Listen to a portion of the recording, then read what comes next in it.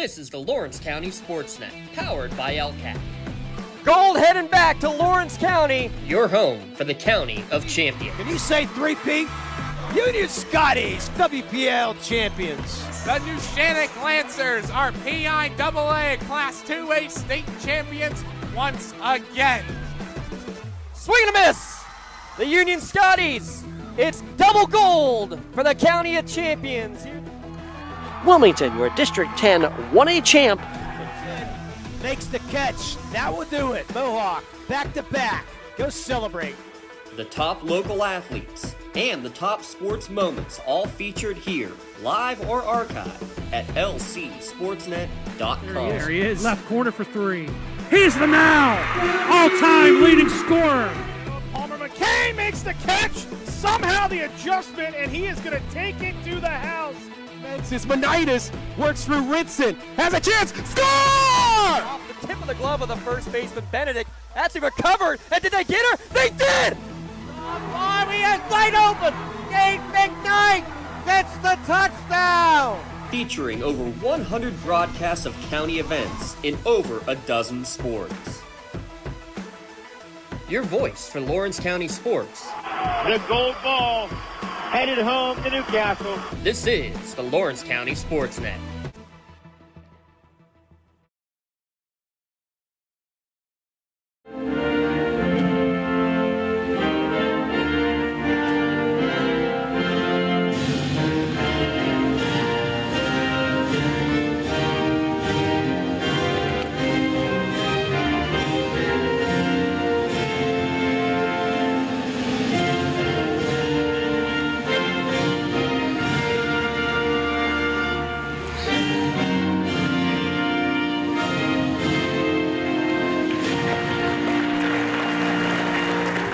National anthem here from AHN Arena as we get ready for the WPIAL Wrestling Semifinals, Championship, and Consolations all going on here on Lawrence County SportsNet, powered by LCAP. Lee Moten alongside. I'm James Dotson. We're rocking and rolling. First time ever, Lee. Yeah, Laurel, how about that? Laurel making it to the WPIAL Semifinals. Yeah, I got to talk to the coach down there before the match, and it was just a great, just really excited for his kids to be here today.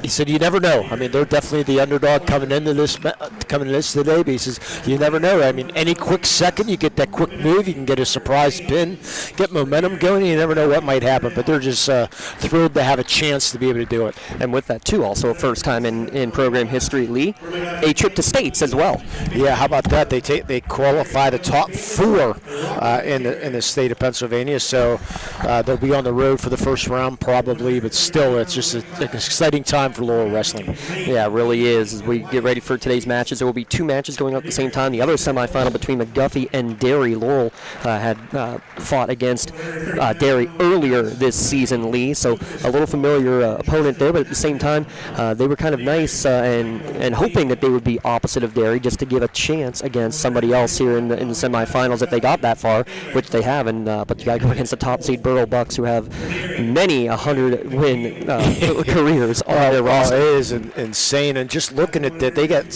8 wrestlers with over 20 wins, which is an impressive feat in itself, you know. So he said it's and a lot of wrestlers ranked first, second in the WPIAL, so it's going to be quite the challenge for Laurel. But still, you're here. You never know what happen. Well, like you said, all it takes is one slip up, one chance to get maybe, like you said, a surprise pin, and anything can happen. And actually, these two squads went against each other 3 years ago in the freshman year for any of the seniors who were out on the mat. The only experience for Laurel from that match that competed was Braxton Carr, who got a win in that. I think I was in the 127 weight category back then.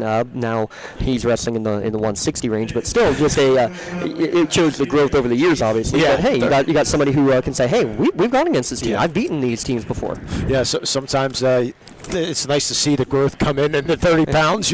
Right.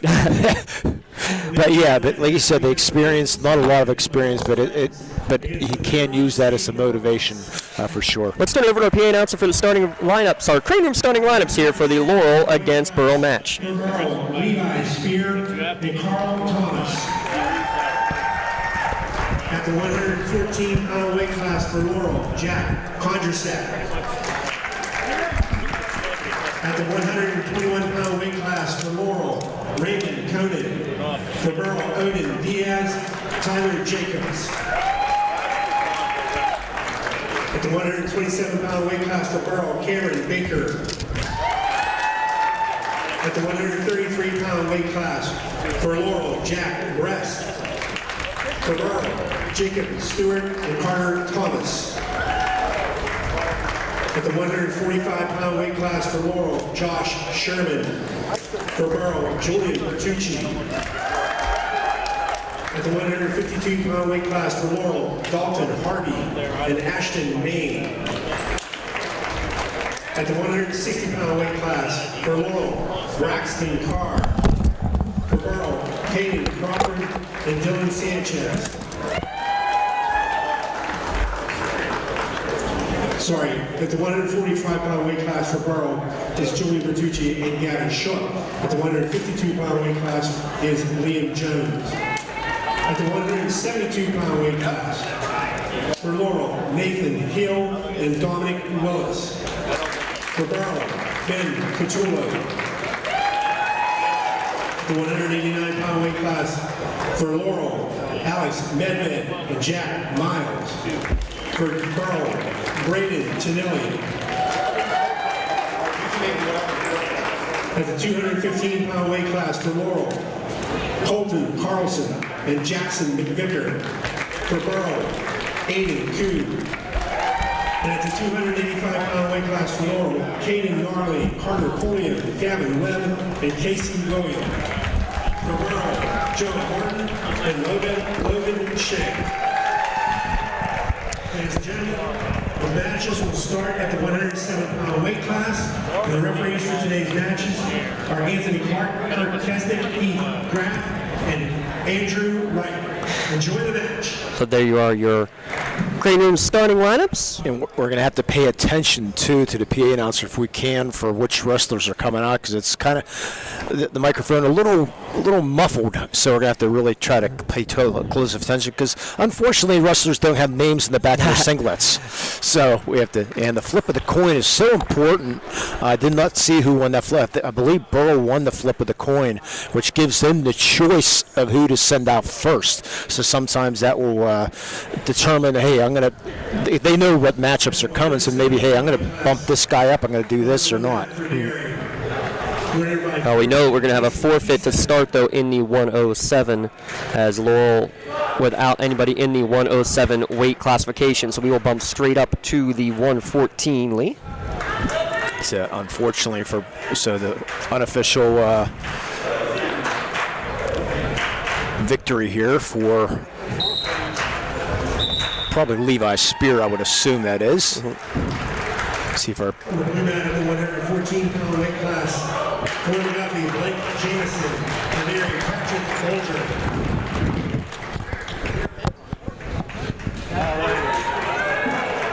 Bolger. So we'll get our announcements here for 114. Real quick, LGKG keys to today for Laurel, first time ever being here. Boy, take advantage if you can, but you want to talk to the coaches. That Burrell's a very disciplined and experienced team. So I mean, you got to take. They know where the mat is, how to get out. They're very savvy, mat savvy. So they're gonna have to try to maybe change their style. Maybe it's just a tad bit, but be aware of how Burrell wrestles for sure. And interesting as well here, they've made Laurel put on the red tags, even though they wear green. I thought they would keep that simple, but apparently not. So I did not hear for 114. Nope, they have not made an announcement. Oh, great. Here we go. At the 107-pound weight class, Levi Spear won by forfeit. Now wrestling on the red mat for Laurel, Jack Kondrasak and Carl Thomas for Burrell. Did I hear Carl Thomas? Carl Thomas for Burrell and Jack Kondrasak. That's correct. Okay, there we go. Kondrasak coming in with a record of 44-29 career record, 22-12 this year. First attack there from Thomas, and gets the leg, but staying in position is Kondrasak, and now back up to neutral. And Thomas, a freshman, 21-9 on the freshman year. Pretty good. How about that? And they go out of bounds, but just over a minute to play in this opening period. 3 2-minute periods. As you mentioned, Condorcet 22-12 for the sophomore. The 3 Ks of Condorcet, Conan, and Ketzel have been the features in these first 3 weight classifications, after the lightweight, I should say. Yeah, we'll keep tabs on the other match going on also, and unfortunately, so the scoreboard we have, so it's Derry had a forfeit right off the bat also. So there's your full scoreboard to our left. All right, yeah. Thank you. And right. Same, their length in the stalemate there. Yeah, Burrell, the defending champion, defeated Derry last year 33-27 in a close match. 20 seconds remaining here in the opening frame, and nothing given yet, but they are going to now get the takedown for Thomas of Burrell as he able to get on top, and a 2-point reversal given, and quickly onto the back. Condorcet getting him onto the back, and he gets the pin! What a job there by Condorcet. Got flipped out, got that takedown, but then the reversal, and got a real nice job at getting on top and getting that pin early on. So big 6 points for Laurel. How about that? Condorcet with the pin with about 20 seconds remaining, so we'll say a 140 pin for Jack Condorcet. Boy, that's a quick nomination for a play of the game right there. Absolutely, gets the Spartans on the board and tying it up here in the early going. Did not see the time in that pin. I think 140. Yeah, that's what we're going to go with at least. Okay. So now we go to 121. Oh, wait.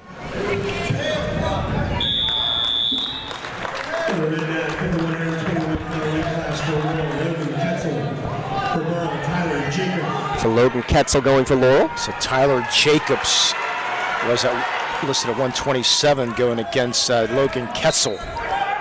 And a quick takedown early for Ketzel. Jacobs, only a sophomore, only his 9th match of the year. How about that? There are a couple of interesting tidbits that we'll have to talk about here throughout the course for Burrell. A lot of extra weight being put on. We'll talk about the extra allowances that have been given as well. Jacobs gets the escape, making it 3-1, but there's another takedown there for Ketzel. Of course, Burrell is strength in the middle of their lineup is where they're top heavy. So this is where, that was a good job by Ketzel by Condorcet to start the Spartans off. 6-1 now. Ketzel with a minute to go here, first period. Still working on top right now is Ketzel in the 121. Yeah, Burrell's trying today, if they defeat Laurel, trying for their 24th consecutive championship appearance. So tell me again who we got going on right now. Jacobs, thank you. And there's the flip over. Good chance of a pin here with 50 seconds left. Back. There it is. Got it at 127. The pin for Logan Ketzel. Logan Ketzel came in with a record of 20-14. He just picked up his 69th career victory. How about Logan Ketzel for the junior? Now, these are crucial, as you mentioned, Lee, because of the fact of how many stellar performers there are for Burrell in the middleweight classifications, getting these ones in the 114, 121, and now this one in the 127 coming up. I'm assuming this is going to be Cameron Baker. And it's going to be Ray Conan going for Laurel. Assuming Cameron Baker, if it is, he's...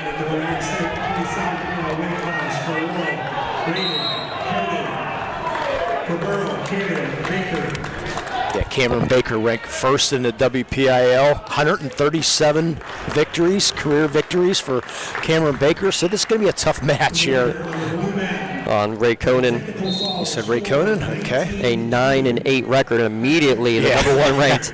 You see why he's been so good. Immediately with a 3-point takedown. And this might be a quick pin. Really riding him hard right now. Got that arm wrapped around, got him flipped over.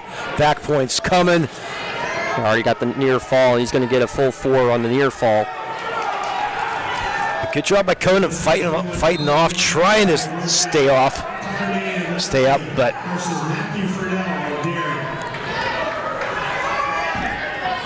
yeah, there's the pin at 35 seconds. Yeah, not chance. Conan did what he could, but boy, that quick burst there by Baker, he went a boom. started quick, and we're tied at 12.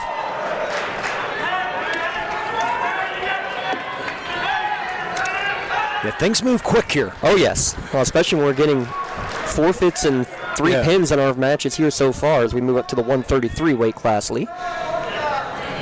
This will be Jack Brest for Laurel. We'll see if it's going to be Carter Thomas. We're looking at the 133-pound weight class on the red mat. Jack Brest of Laurel versus Carter Thomas. Yep, Carter Thomas for Burrell. Carter Thomas, a 12-8.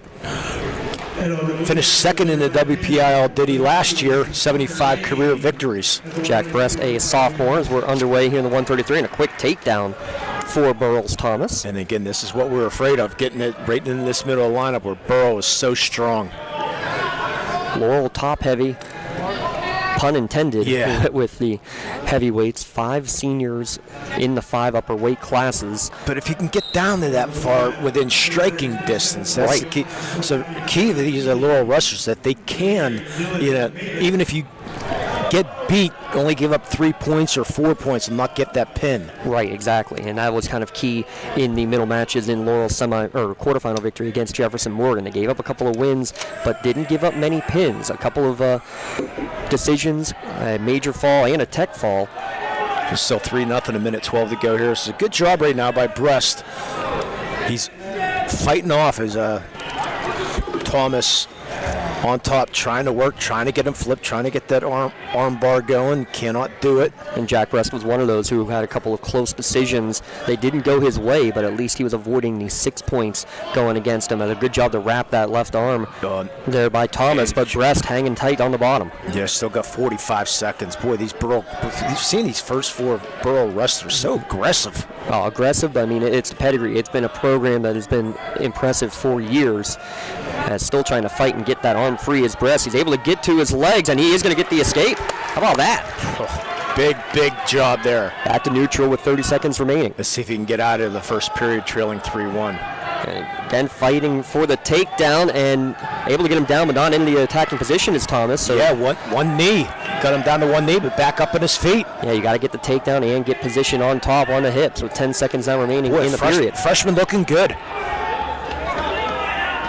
Against a wrestler that's finished second in WPL last year, and almost a takedown there for Brest.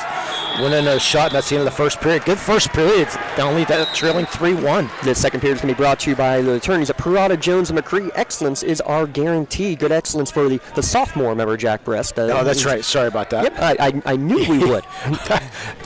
Real quick, Derry leading McGuffey 11-6. That is Derry, the 3-seed, McGuffey, the 6-seed, as Laurel in the down position is Jack Brest to begin here, period number 2. Yeah, Steve Ancini for Burrell in his second year. He was assistant under the great Josh Shields that led this program to so many great titles. He's a 1978 Valley grad. He also coached at Valley. He owns the Mat Factory in Lower Burrell. Mat Factory? Yes. That's a great name right there. And he was 23-3 in his career as a high school. He wrestled at 98 pounds. Midway through this second period, or 30 seconds, and I should say, Lee, want to mention 4 pounds allowance is being given here at the semis and championships today. You get the 2 pound extra allowance after Christmas just for the growth factor, but I think no reason we'll give it, probably because with the weather and everybody kind of being more cooped indoors, they wanted to make sure everybody was still within their normal spot. So they gave a couple of extra pounds allowance today as Brest again holding off barely, Lee. Yeah, Thomas is getting that, trying to get that leg wrapped around, got that arm around it. That half Nelson in, but Brest able to break that. Now gets the arms free, but now trying to work around with the leg sweep again. Brest able to maintain, for now at least. Good job by Thomas. Carter Thomas working around again, now working on the back leg. Yeah, he's working. Still got 35 seconds to fight Brest. I mean, this is a hard, and he got him flipped, and there come back points coming.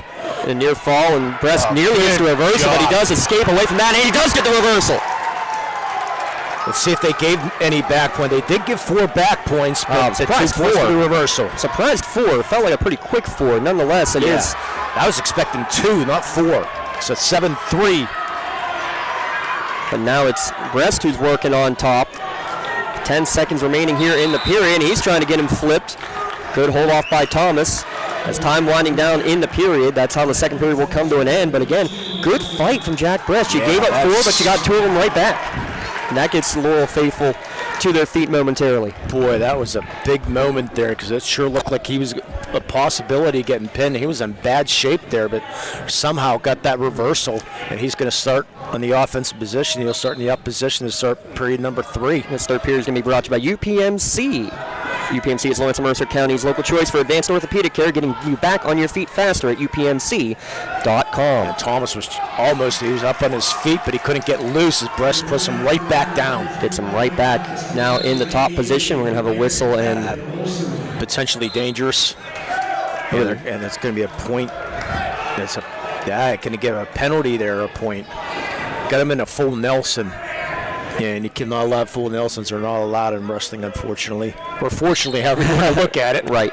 Unfortunately for Laurel, costing a point there for. Yeah, usually you get a warning. Yeah, that was significant enough, apparently. Yeah, so makes it 8-3 with a minute and a half to go here, third period. Derry now up 16-6 on McGuffey. Again, Derry is a team that, talking to the Laurel coaches, they have faced them earlier. They thought they were the front runners and the team to be watching out for over the course of this year in Class 2A, and for good reason. Again, Derry been a great program. Derry and Burrell, you've been talking about their names for a long time in high school wrestling in Western PA. As almost escaping his Thomas, but Brest throws him right back down on his stomach. Very important right now, even if you don't get this pin or get out of here within 5 or 6 points, and don't give up the 4 points, only give up 3. Yeah, keeping it the 5-point deficit right now, 55 seconds remaining.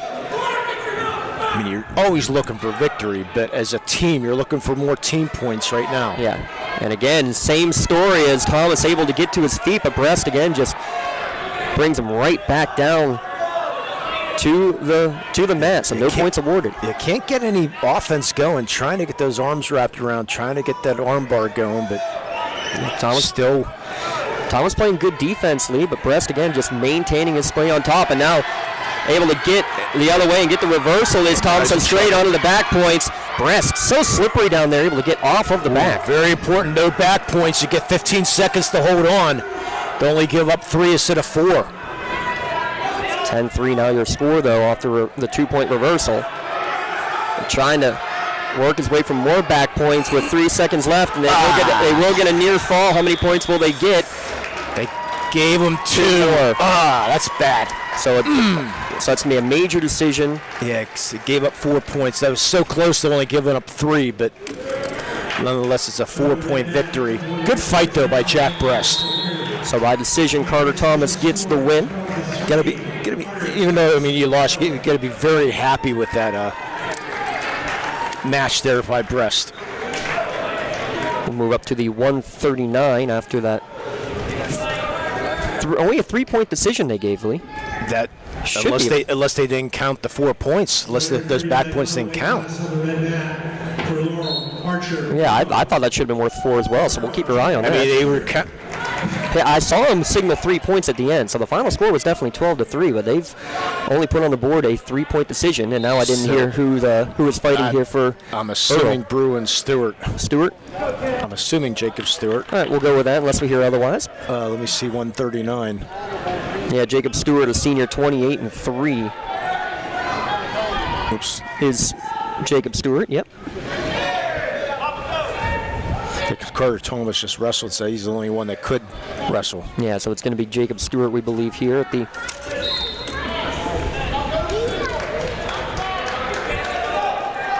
He's ranked 3rd in the WPIAL as Jacob, and he finished 3rd last year. If he gets this victory, James, it'll be his 100th career victory. How about that? I'm sure a sign's ready somewhere just in case. Or at least the information I have. Anyway, I was going to say, it could.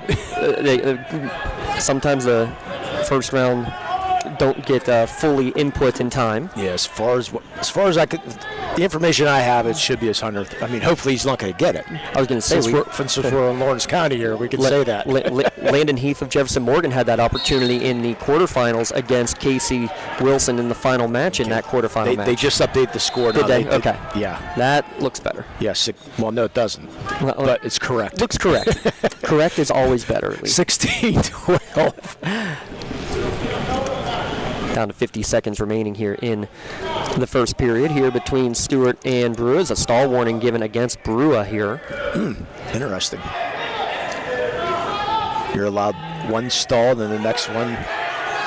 Brewer's got his leg corralled by Stewart's. Good job hopping around now for about 10 seconds as Brewer is still fighting as Stewart just basically dragging him to the middle of the mat. Going for the takedown, and now finally being awarded the takedown is Stewart. Did all he could. Brewer was trying to get out of bounds, but unfortunately he had 1 foot out of bounds, and good job by Stewart to drag him back in and get the takedown.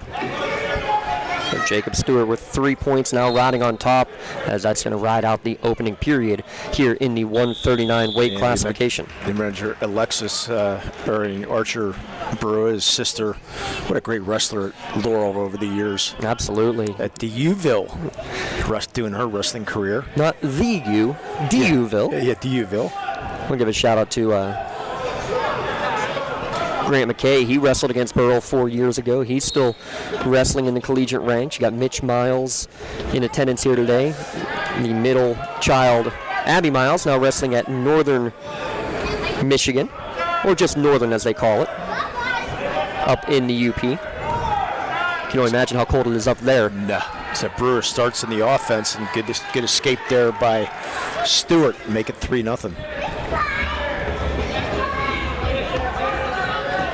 Wait, Stewart only get 2 points for the takedown on the first should be 4-0. Should be 4-0. As soon as I said that, it is 4.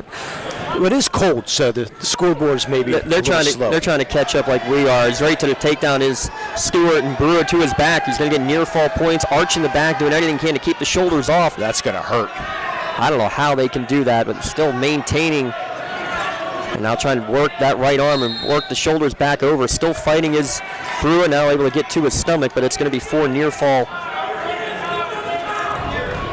That's only going to give 2 more to Stewart. So a 9-0 lead midway through the second period. Boy, that was an awkward position. Yeah, working the arm, just bending in ways that it should not be allowed. But the referees are there to make sure it is allowed. Yeah, make sure everything's safely done.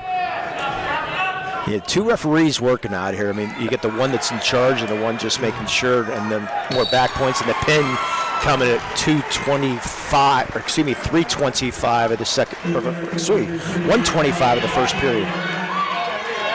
So 3:25 overall, the pin for Jacob Stewart. And do you see 100 signs anywhere? I'm looking. No, I don't.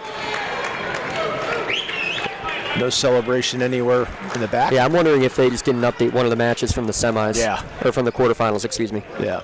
Here in the semifinals, we move up to the 145 mark. So Burrell now with the 135-pound weight class. For Lowell, Josh Sherman. For Burrell, Julian Bertucci. Julian Bertucci, another one of these seniors with 100 wins. He's 28-4 on the year. Ranked number 1 in the WPIAL, 137 career victories. Finished 2nd in the WPIAL this year and has a takedown. 3 quick points for Burrell. They lead 22-12 overall as Sherman fighting completely airborne on top of Bertucci, but Bertucci still in the attack position the entire way. Trying to work the right arm is Bertucci. 22-12 Burrell leading Laurel. Derry up 19-6. They're at the 139 mark. Yeah, they're 1 weight class behind where we are. Early first period in the 145. Again, mentioned earlier, Burrell trying to make their 24th consecutive championship appearance. That's more than Aliquippa for football. What does that tell you right there? Yeah. Oh, talked about Laurel, the 4 seed against football Fort Cherry, the 1 seed. What an upset that was. I think this one would be even more significant just because of that stat you gave right there. He's trying to work his way around the back. Sherman, yep. There's the pin at 104. Bertucci making quick work, unfortunately, on Sherman. Makes it 28-12. As we move to 152. What was the time on that pin? 104. 104, thank you. Yep. So Bertucci thought was going to be at 145, went to 152.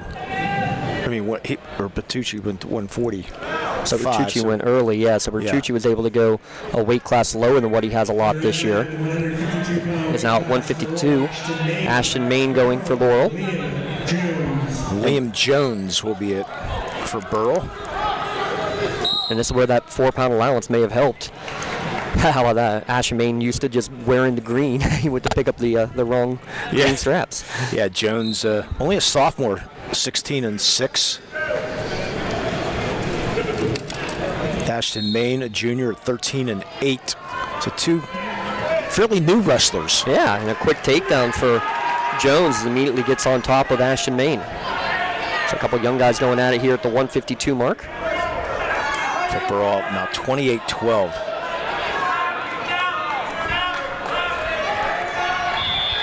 And a near fall. Good job to roll back over to his stomach is Main. You're going to get 3 points, though, on the near fall for Jones. It's up 6-0 already, just 30 seconds in. And thanks everybody at Peters Township for really setting us up well here today. Oh yeah, we're up in the rafters, basically right in the middle between the 2 mats. Get a good chance to keep an eye on both of them. The championship and consolation matches will go on right here as well, probably about 20 to 30 minutes after the first set of matches finish. I thought volleyball was going on today because I saw stats coming in for post. Because what are you doing here? Hey, he's helping everything out. Midway through the opening period, still in attack position is Jones. Trying to get Main exposed, has the leg wrapped around. And right now, a good job of Main just holding on to that left leg of Jones. But in trouble. And now in trouble as he gets to it back, and he's not going to be able to escape from that. The pin at 119. Yeah. Just, what did I say before we went in? That quick second that we're looking hopefully for Laurel to do. Just that quick second, that quick move, boom, pin, done. So basically, Laurel needs 5 and 6 points the rest of the way. And you got a couple more heavy hitters still to go. As we're going to go to the 160 mark, and we'll likely see Antonio Perkins here, another ranked wrestler for We're up to 160. With the red mat at the 160-pound weight class for Laurel, Braxton Carr. For Burrell, Antonio Perkins. So Antonio Perkins, Braxton Carr. Again, Braxton, the only wrestler for Laurel who has experience against the Bucs in duels competition from when they had their match 3 years ago in the WPIAL quarterfinals. Yeah, Carr finished 7th in the WPIAL last year. Had a couple of rough matches on Wednesday, but was able to fight through those. He takes a early takedown, though, for Perkins. Yeah, Perkins ranked 5th in the WPIAL. He finished 5th last year. So these two, maybe some experience between them. Well, absolutely. Perkins only a sophomore, and have a feeling that the way they've been looking at, we'll be seeing both of them in the individuals, which comes up beginning next weekend, I believe it is, yeah. Perkins leading 6-0 with 1:23 to go here first period.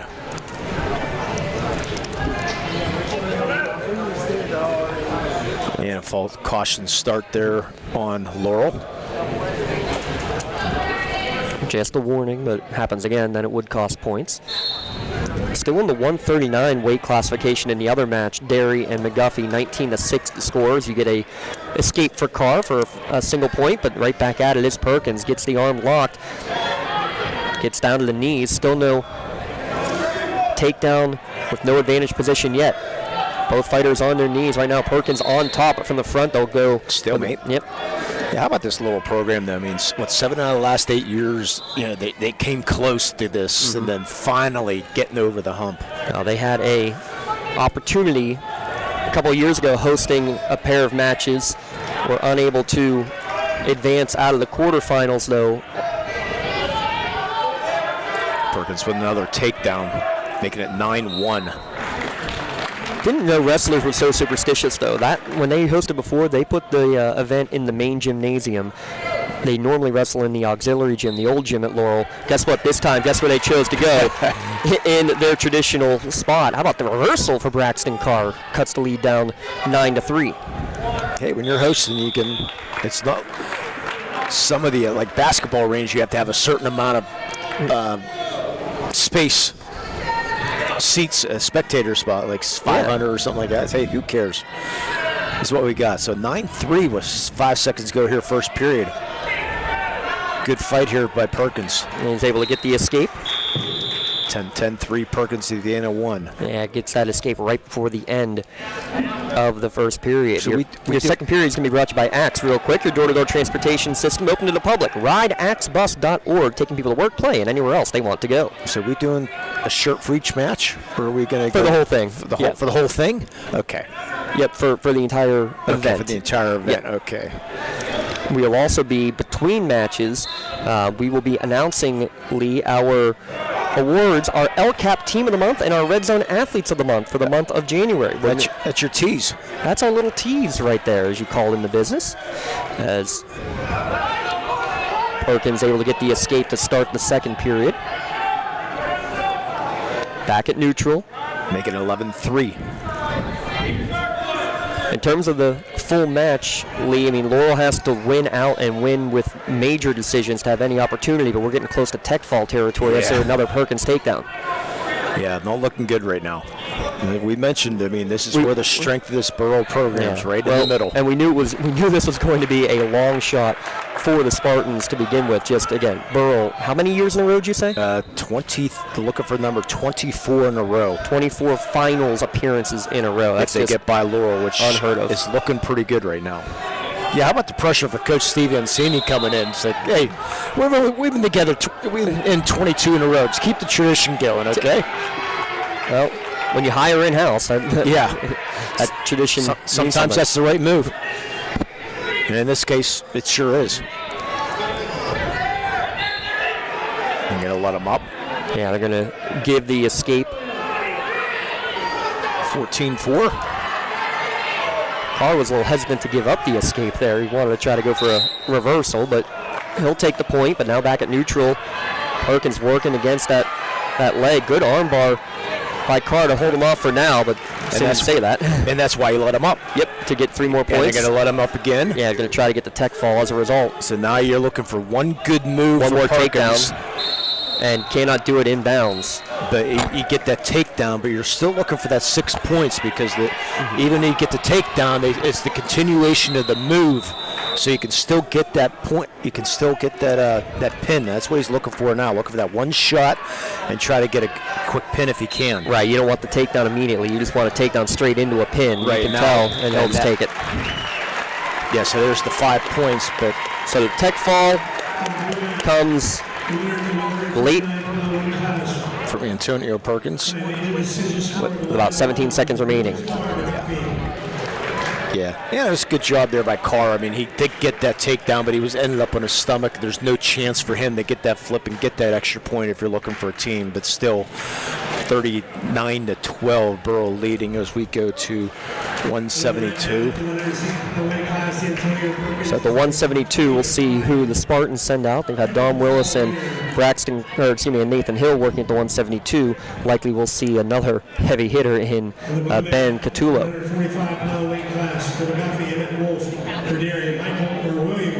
And they've just started the 145 weight class on the blue mat. The 172-pound weight class on the red mat. For Laurel, Dominic Willis.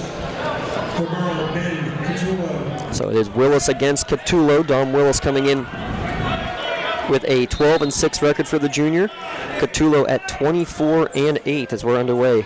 And he's ranked second in the WPIAL. So you've said a couple of top ranked, a couple of second ranked, a couple of third ranked in their respective weight classes. Yeah, he finished 6th in the WPIAL, did Catullo. So 2 early wins for Jack Huntersack and Logan Ketzel for Laurel, but since then it has been all in favor of Burrell. Yeah, I asked the coach last week about maybe holding off maybe a couple of your wrestlers since you already pretty much guaranteed a victory. Do you maybe hold off your other guys? Normally not, because you want those guys to get loose a little bit and just get the flow going. Even if you do lose, you still get that momentum going. since there is another match. Yeah, good insight there. And you wonder, too, I mean, now it is a foregone conclusion. It is going to be number 24 in a row for Burrell at this point because there's only 4 matches remaining for Laurel to try to make up this deficit, and that just quick math cannot be done. As Catullo able to grab the legs, Willis fighting and able to hold it off. They go out of bounds. Yeah, Willis ranked 4th in the WPIL, so you got good battle here. Yeah, 4th against 5th. Which, again, you look at the records and you wouldn't expect that. Don Willis a 12-6 record versus Catullo 24-8, but also, you never know. The great duel. I mean, Laurel participated in one of the duels early in the year against a lot of heavyweight hitters in the 3A classification. So you got some tough opponents they've been going against. Well, it looks like Willis is fighting a little injury there. That right shoulder, I'm assuming it's some type of injury. That he has heavily, not bandaged, but got the brace on. Yeah. And finally, they will give the takedown as getting control as Catullo. He had Willis down, but was unable to get on those back hips to get the takedown points. And Willis only a junior, too. So Catullo a junior. And then you'll see 3 seniors to round things out. Already had Braxton Carr as one of them. Nathan Hill, who's wrestled a lot this year in the 172 weight. And then you'll see still Miles, Carlson, and Wilson to finish things out for Laurel as we finish our first period. Second period, it can be brought to you by the Red Zone. The Red Zone on Wilmington Road in Neshannock has gear for all 8 schools in Lawrence County. Score big at the Red Zone. And Derry up 19-10. Yeah, they are 3 matches behind at this point. We'll have, again, a nice break between matches, Lee. We'll announce our LCAP Team of the Month and our Red Zone Athletes of the Month. Yeah, so Derry's going to have a nice break in between if it stays at this pace. Yeah, both Burrell and Laurel will have plenty of time before their championship and consolation matches. Yeah, thanks for something for your wall photography, getting all kinds of great pictures here today. Check them out on their Facebook page, Something for Your Wall. Catullo was in the down position to start the second, gets the escape immediately, so 4-0. Now Willis, though, able to grab the arms, working way down, and we're going to have a stoppage of play. Look like a stalemate there. Back at neutral.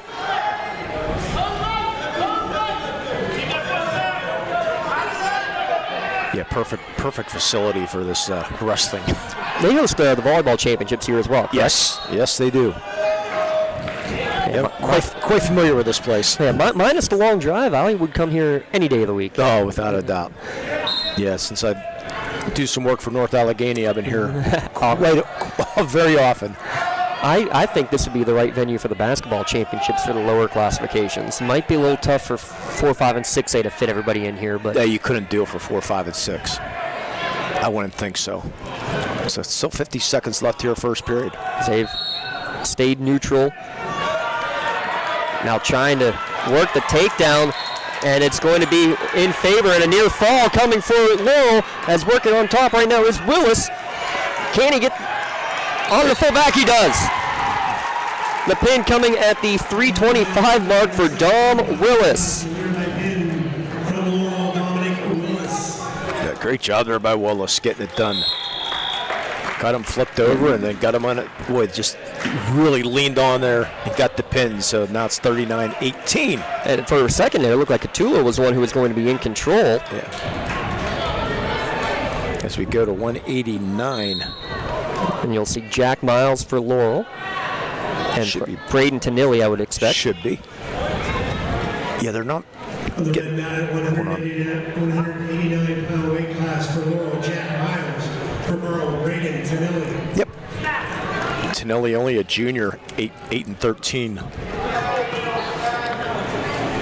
So Laurel should be favored on paper, anyways. Jack Miles, a senior, 24-8 this year. And he's up in the 80 or 90 win range career as well. And what's really crazy is, we mentioned it, Braxton Carr is really the only one of these 5 seniors who wrestled consistently as a freshman to get 4 years worth of bouts under his belt. He's in the mid to upper 80s in terms of career wins. For Jack?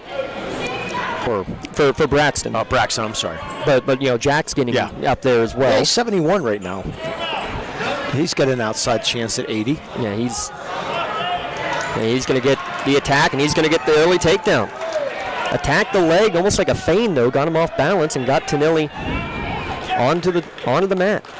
Now riding in the top position near the edge of the boundary with 1:10 remaining in the first. As they try to escape with Tonelli. Good wrestle back down by Miles, trying to keep the legs in bounds. As long as you have 1 foot touching, 1 foot in contact with the mat inside that circle, and as long as your opponent is not laying on the hardwood, you're still legal. And did not start the clock. Now they did. A couple extra seconds coming in this first period. That's all right. More time for Miles as he again works in the up position. Yeah, they're still at the 152 over in Derry and McGuffey. Might work in favor for Burrell. Well, work in favor for Laurel in the Consolation match too. And again, we'll have coverage of that. Scheduled to start at 11:30. Miles gets the arm underneath the chin of Tonelli.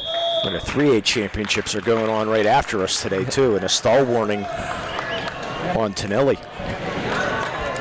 Again, trying to work the arm underneath. Able to wrap on that left arm. Can he get the turn? Can Miles? He's got Tonelli's left arm completely in control. Now he's 10 seconds. Tonelli just trying to working out of bounds now. So got that leg in contact though. And there it is. They will let time expire. So still a 3-1 lead going into the second period. Your second period here is going to be brought to you by Doran Concrete, laying the foundation for your home or business at doranconcrete.com. With over 30 years of experience, Doran Concrete is the one you want laying the foundation for your home or office job. And we're going to have a... Yeah, Laurel coach is wondering where was that 1 point from? It should be 3-0. Yeah, they did give a point to Burrell. I missed that too. Yeah, coach is asking where'd that point come from? Calls unofficial Ponch's Insurance timeout. Big thanks to Dan Ponch's, Jessica Dixon, Tracy Giddings at ponchasinsurance.com for home, auto, business, or life insurance. Yeah, there's the fix. Yeah, talk a little bit about that Laurel coach. You had a chance to talk to him last week. Just so gracious. That's why they're going to have an extended timeout now for a blood timeout. Why not? No, I mean, Coach Kevin. No kidding, right? No, Coach Kevin Carmichael again. This entire Laurel staff. I mean, they've been together, for a while now, and just keeps growing this program little by little. They've had this co-op with Wilmington. Really cool. They've had some senior night matches at Wilmington as they've had seniors go through the program with that co-op. But just talking with them, it speaks to how the sport is growing in this area, because you had an Elwood City and Mohawk co-op. They've had to split that up because now Mohawk has enough to have their own team. Shenango has a junior high program that is beginning to work its way into Shannick, is now getting kids in the junior high program that they're looking to potentially be getting a team or a co-op with somebody in the next couple of years. And that's what he was most impressive with, was Yes, they brought a lot of kids through. I mean, obviously the great, the champions that went through, the Mitch Miles and the Grant McKays of the world, state champion in McKay, and throw in and throw Newcastle in there too. Their wrestling program's starting to grow. Yeah, absolutely, and they have a couple of wrestlers from Union's part of that co-op. But that's all he was, really saying about more than anything. As we get back to the action, and a near fall given for Miles, and a win for Miles. Wow. 217 with a pin just like that. Got the takedown and was able to get that left shoulder, both shoulders down on the mat. Gets 6 points there for Laurel. Creeping back in, but unfortunately, give me a little bit too late. Well, chance for these seniors to get one last chance. The Laurel seniors, let's give them a shout out. There are Nick's Auto Body Impact players. From a scratch to a dent to a major repair, Nick's your man on South Mill Street in Newcastle. And this is one quickly approaching, would just be the sixth wrestler in Laurel history to hit 100 career wins, and that is Colton Carlson. And Aiden Kuhn will go for Burrell. Finished 8th in WPIAL last year. And quickly the headgear flying off for Aiden Kuhn. Aiden 23 victories though this year, so it should be a nice matchup here for Carlson. And Carlson, unofficially, I have him at 96 wins, of course. Right. I don't see any banners looking around here, so we should be safe today. And the headgear came off again for Kuhn. They're going to let the wrestling continue, though. Interesting. Gave him a chance to put it on the first time, but they're going to continue wrestling as Colt Carlson gets the early takedown. And Carlson just... Now they're going to get the headgear back on. The advantage gone for Carlson at that point. Yeah, Carlson, boy, talked about him a lot in the football season, didn't we? Yeah. Carlson's got a long way to go. I mean, he had 43 wins last year. Playing. Wow. I had him at 90s. Pull him up again. I had him at 90. The site said 96, yeah. 43 wins last year. Yep. Wow. Well, he ended up finishing, I think, third in the state, I think is what it was. You'll have the. I got him third in the WPIAL last maybe that's year. what it was. Yeah. I know he was in medal contention. Yeah, I had him at third in the WPIAL, seventh in the region. Like, didn't qualify for states. Didn't qualify in states, that's right. They qualified the top 5 in the regions, and he finished 7th. So he's got a chance to get the states this year, anyways. Well, and the way that football season went for Laurel and for that senior group and what they did, kind of had a feeling you were going to see some special seasons, especially from these top 3 who are so. And look at Carlson really working that arm bar. He's got it really locked in. With Miles Carlson and Wilson, what they meant on the football field and being one step short, you knew that they were going to be out for blood here. And he's got that left arm trying to get Aiden Kuhn flipped on his back. There's the back pit. There's the back points coming. He's going to get 4. Yeah, he's going to get a full. He's got 25 seconds to try to get him the whole way over. At least going to get 4 near fall points. There it is. Yeah, he's got him flipped over now fully now. Is he in the pin? Good job to arch the back by Kuhn to keep it away. Still got 15 seconds to hang on. The referee looking tight. Looking. Still working his way over. There it is. At 1:51 of the first period.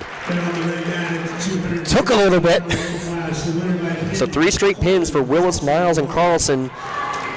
Is going to make this. This is going to be a close score when all is said and done. Unfortunately, it's all for naught. We know that Burrell is going to advance, but Casey Wilson now a 100-match career winner. Yeah, let's see who. It's just going to be Joe or Martin or Logan Shank. We'll find out. The big boys coming out.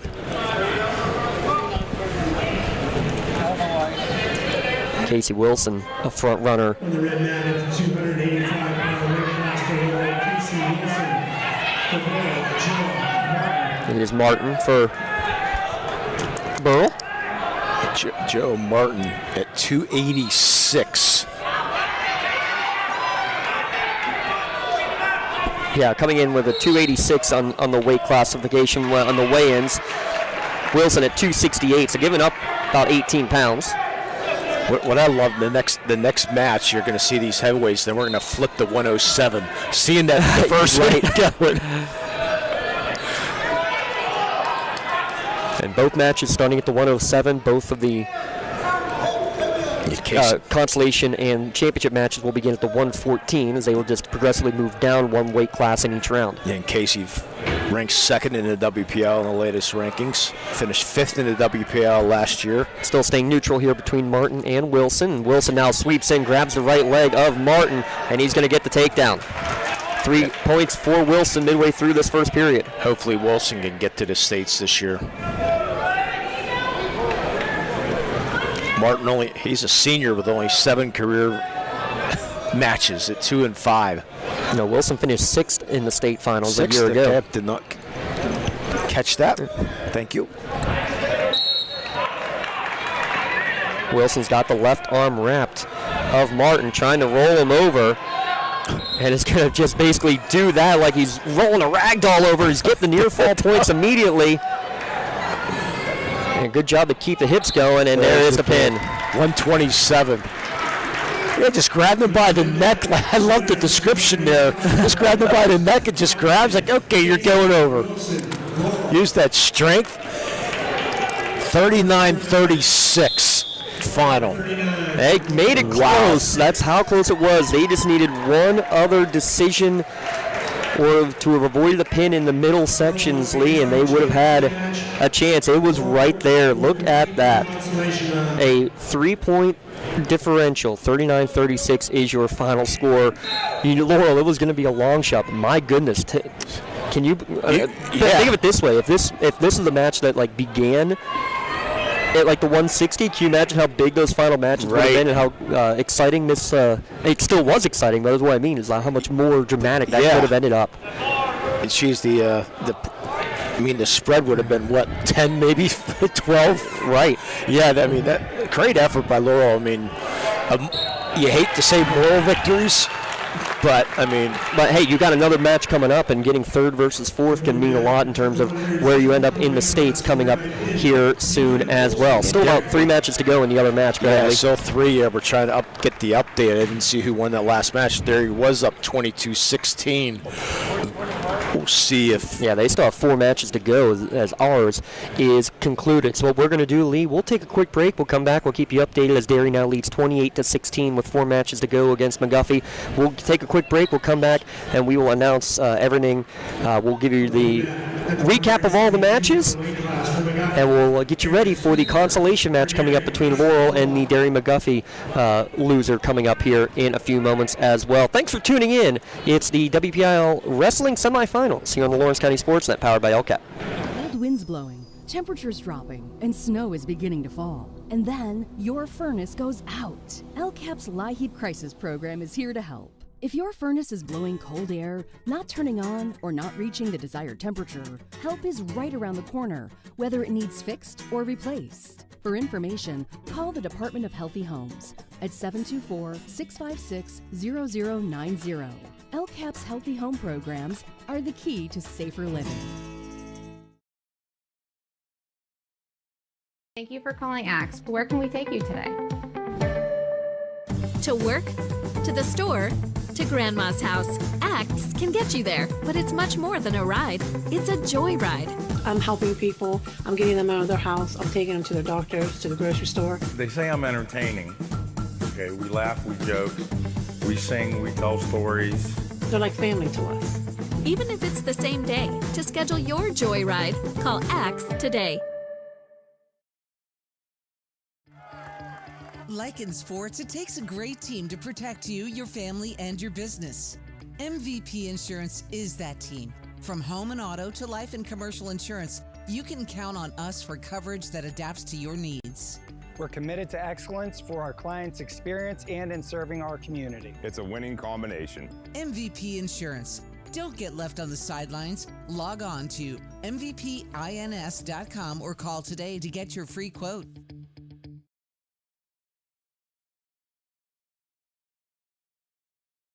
Your hip, your knee, your shoulder, whatever has been holding you back, UPMC Orthopedic Care is where you'll find experts to help you get back to a better quality of life. UPMC is pioneering minimally invasive surgeries, and we offer personalized treatment plans and same-day surgery to get you home and moving sooner. It's your ankle, your elbow, your hand, and it's your move. Visit upmc.com/ortho to learn how UPMC can help. Castle Asphalt and Construction is driven to provide quality, cost-efficient pavement-related services to Western Pennsylvania. Every paving or construction service at Castle Asphalt begins with a thorough site inspection of the area to allow their team of professionals to become familiar with the unique conditions of your home or business. Once the site inspection is complete, Castle Asphalt provides you with a detailed plan of the design, cost, materials, and time of completion, so you know exactly what to expect during your construction. Visit castleasphalt.com to request a quote for your next project and make your dream design come to fruition. For 20 years, Melee Chiropractic has treated athletes of all ages to help them get safely back to the top of their game. Melee Chiropractic has 3 full-time doctors in their office, and all 3 are former area athletes who have had to battle injuries throughout their careers. They want to help you get safely back on your feet. But more importantly, help stop the injuries before they happen. Prehab before you rehab. Attention all high school student athletes. During your sports season, a $30 visit to the Melee Chiropractic office includes an adjustment and/or all therapy is necessary. From the athletes of tomorrow to the weekend warriors and everything in between. Let Maley Chiropractic keep you in the game.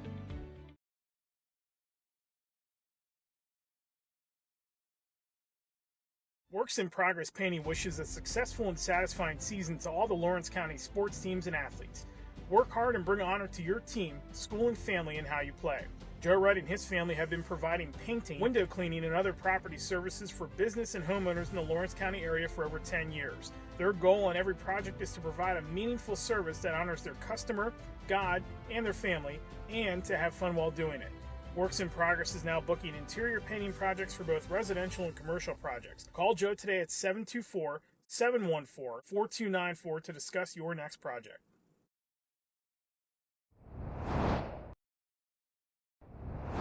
When the high school season heats up, make sure you have the best gear to support your school. Head to the Red Zone on Wilmington Road in the Shannock for all your county sporting apparel needs.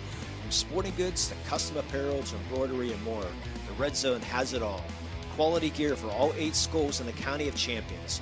Stop by and enter the Red Zone or visit them online at theredzonesports.com. Score big at the Red Zone. Attorneys Parada, Jones, and McCree are dedicated to giving their clients the best chance at a positive result. From personal injury, criminal and corporate law, real estate, municipal law, to wills and estates, their team will work with you through every step of the legal process. With Parada, Jones, and McCree, excellence is our guarantee.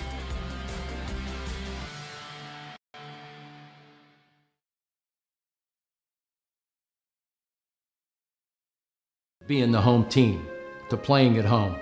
And at LGKG, we have been your home team for over 90 years. We're more than just a law firm. We're your friends, your neighbors, an advocate when life takes an unexpected turn. We're not just lawyers that practice law. We live in this community, just like you. When you need us most, we're at our best.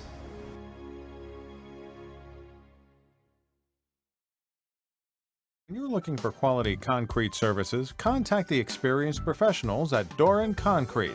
Our company is family, locally owned and operated, and has been serving the community for over 30 years. Get residential or commercial concrete services for any size job. Our skilled professionals offer prompt and reliable services at an affordable price. We believe in the principles of honesty, integrity, and reliability. Get in touch with us for exceptional concrete services at prices that you can afford. Back here on the Lawrence County SportsNet, powered by LCAP, a battle to the end. Laurel getting pins in 6 of the 13 matches, but end up being defeated 39-36 against Burrell, who will be making their 24th straight appearance in the WPIAL Championships. It looks like it will be against Derry, who leads with 2 matches left. Yeah, that is official. It will be Burrell against Derry, so Laurel will take on McGuffey in the Consolation. Again, probably about 20 minutes or so from now. Still 2 matches to be contested between Derry and McGuffey. But incredible effort from the Spartans. I know it's bittersweet, and there are no moral victories whatsoever, Lee. But yeah, don't tell them that. That's for sure. Won't tell them that. But for where wrestling in Lawrence County, I don't want to say non-existent, but pretty darn close to make your first trip to the WPIAL semifinals and to take a team to the brink like that. And know the decision was final 5 matches ago. We knew what the end result was going to be, but you fight to the end, and that score is very, very telling just how competitive Laurel was. Yeah, you're going to look in the paper. Yeah, people are going to say, wow, 39-36. I mean, that must have been a battle. It was a battle. Yeah. It's like, unfortunately, the flip of the coin is interesting. It sure looked like Burrow won that flip. So I mean, then you can pick and choose who you want to wrestle, move up, down, but still, it's just a great effort by Laurel. And knowing coming in, you were the underdog, but I mean, just a great effort. You mentioned the strength of this Laurel program, just continuing to build this program up, and they make it this far. Now, hey, try to get a 3rd place consolation. Try to get a 3rd place in the WPIAL would be great. Yeah, absolutely. It would be incredible if they're able to do that. Let's take a look at your Gem Master Builders and Craftsmen scoring recap. Starting in the 107 Burrell with Levi Spear taking the forfeit, going uncontested. It was a 6-0 victory, or 6-0 lead, for Burrell at that point. And then back-to-back pins in the 114 and 121 for Laurel. They took a 12-6 advantage through 3 matches. Jack Kondersak pins Carl Thomas at the 140 mark, and Logan Ketzel with the fall against Tyler Jacobs at the 127. But then it was 6 straight decisions for Burrell. At the 127, just 35 seconds for Cam Baker to pin Ray Conan. Then a major decision, 12-3 for Carter Thomas over Jack Brest. At the 139, a pin midway through the second period, Jacob Stewart with the fall against Archer Brua. And then at the 145, Bertucci getting the pin a minute and 4 seconds in against Josh Sherman. Another pin in the 152, Liam Jones with the fall of Ashton Main. And in the winner, a tech fall for Antonio Perkins at the 160 against Braxton Carr. That put it out of reach for the Spartans, as it was 39-12 at that time. But then 4 straight pins. Dom Willis pinning Ben Catullo at the 325 mark. Jack Miles in the 189 pinning Braden Tanucci at the 217 mark. In the 215 weight class, Colton Carlson with 9 seconds remaining in the first period pins Aiden Kuhn, and then Casey Wilson at the 127 pins Josh Martin. Your final score, Burrell 39, Laurel 36. There's your Gem Master Builders and Craftsmen scoring recap. Now look at that recap. What was it, 107? An automatic. The automatic, and it comes back to really haunt you, because if you only give up 3 of that match instead of 6, you might be going in the ties, and based on all the criteria. Yeah, well, the criteria is gone now because there's now 13 classifications. It's just whoever has more wins is your winning match. Back in the day, true, right. Back in the day when there was only 12, you had all that criteria and all that stuff. But still, so funny you say that, because in the preliminary match out at Laurel between Freedom and Avonworth, they went to criteria D. They had the same number of wins in that match, so there was apparently a weight class that was unopposed on both sides. Oh, right. Okay. Is all we could figure at that point, because they went down to criteria D, which was a number of number of pins, I think is what it came down to. But I would have to look at the. I ended up looking it up again later, but yeah. So I mean, you never know how criteria would end up playing out. But it's nice that they put that extra weight class in with that 13. It's just pretty cut and dry now, for the most part. Right, as cut and dry as it can be. Yeah. So it will be Laurel against McGuffey for 3rd place in the PIAA tournament, which means that they're going to be wrestling against the District 10 runner-ups in a pigtail round coming up on Tuesday, the February 3rd, if they are 3rd place, or the bad part, against a District 4 team. Either way, I mean, you're going to be going to District 3 or District 11 if they're going to be home matches for the who they play, right? 4. Oh, so here we go. So if they play, so let's go with the good news first. If Laurel wins in this consolation, they would be wrestling likely at District 6, because it would be. Is that all one day? Let's go back up. Yes, it is. Yes, it is. Oh, that's good. Yeah, okay. So you would be against District 6 with a pigtail game before against the District 10 runner-up. If they lose the consolation, they would be playing the District 4 runner-up and potentially advancing to take on a District 3 in the second round. So travel. You're traveling either way to District 6 or District 3, but a chance to maybe wrestle against some familiar faces if you win against facing against a District 10 opponent in that pigtail round. I'd rather go to District 6, that's for sure. Yeah, and 6 is definitely better than District 3. For travel reasons. We will announce a Melee Chiropractic play of the game, as well as an MVP Insurance MVP of the game coming up after the second match, which again was going to start about 20 minutes after this other semifinal match between Derry and McGuffey comes to a close. We will also there's your out-of-time scoreboard again. 38-16, Derry is in the lead with 2 matches here left to go, and we'll get you all set up for that match between the Spartans and the Highlanders in a moment. So what we're going to do is we're going to take one last break here between matches. When we come back, we will give our announcement of the LCAP Team of the Month for January, as well as your Red Zone Male and Female Athletes of the Month for the month of January as well. That's when we return. Laurel defeated by Burrell. We'll have the consolation match against McGuffey coming up in about 20 minutes start time, so about 11:20 we expect for that one to begin. We'll get back to the action when we return. You're listening to the WPIAL Semifinals on the Lawrence County SportsNet, powered by LCAP. Does your blueprint not match the vision of your building project? Not with Creative Edge Architecture. From concept to creation, Jeff Measle will help tackle the complex problems, creating design solutions and construction experience. Creative Edge gives you the edge design and construction meet. Hey, Mom, do you need a ride to the store today? Oh, no thanks, hon. I got it covered. Mike's taking me. Okay, well, you have a doctor's appointment tomorrow, right? I can take you to that. No, I got it covered too. Mike's taking me. Mike? Yes, Mike's my Axe driver. Picks me up right at my door and even helps carry my groceries. It's so convenient to schedule and ride with Axe. Wish I would have called him sooner. Okay, Mom. Sounds like you got it covered. I have an apple pie ready to eat. How about you help me with that? I love what I do because coming in every day is different. How can you not enjoy these kids coming up and hugging you and giving you these great smiles all throughout the day? Seeing the progress that our kids make every single day is one of the reasons I love coming to school. What should we do? We have fun. LCAP Early Learning Centers is hiring. Help empower young minds in Lawrence County and become a superhero today. Apply at lcap.org. GEM building contractors and developers have a proven record of performance on any size project. They bring value, local craftsmanship, expert management to meet any challenge. From design construction, from inspection to budget estimation, GEM Builder has been building our community for 70 years.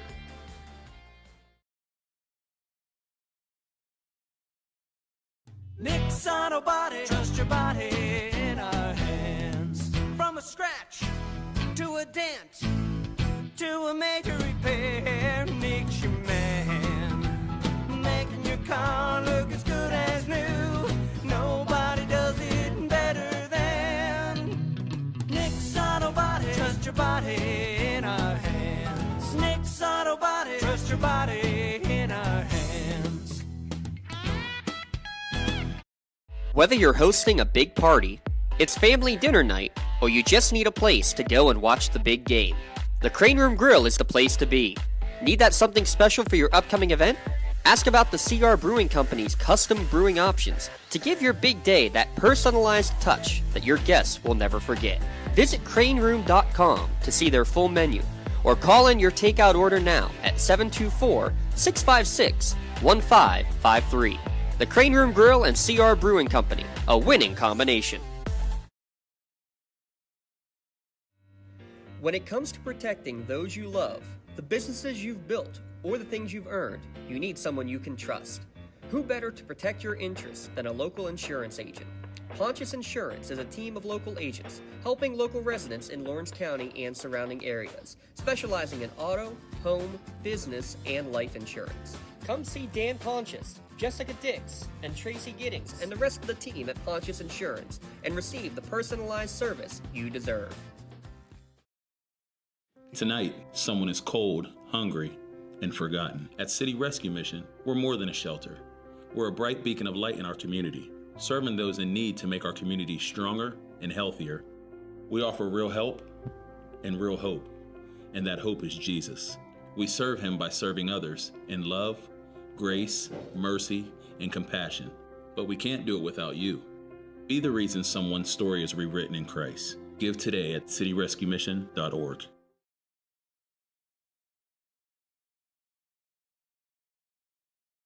At Medore Bonner Law, we're more than just attorneys. We're your community partners. With a combined experience that spans decades, attorneys Jason Medore, Michael Bonner, and Greg Rossitelli are your trusted advisors for all legal matters. From personal injury to estate planning, business law to family disputes, we are here to guide you through every step of the legal process. Our full-service, community-based approach ensures that you're not just a client, but a valued member of our family. Give us a call or visit us online at MedoreBonnerLaw.com for more information. Tired of gasoline costs? Why drive? Let the Newcastle Transit Authority take you where you want to go. Serving the city of Newcastle and stops throughout Lawrence County, as well as weekday service to Pittsburgh. Public transportation just makes sense. Why drive when you can relax and ride? For more information or for route schedules, log on to newcastletransit.org. The Newcastle Transit Authority, going your way. And remember, senior citizens ride free.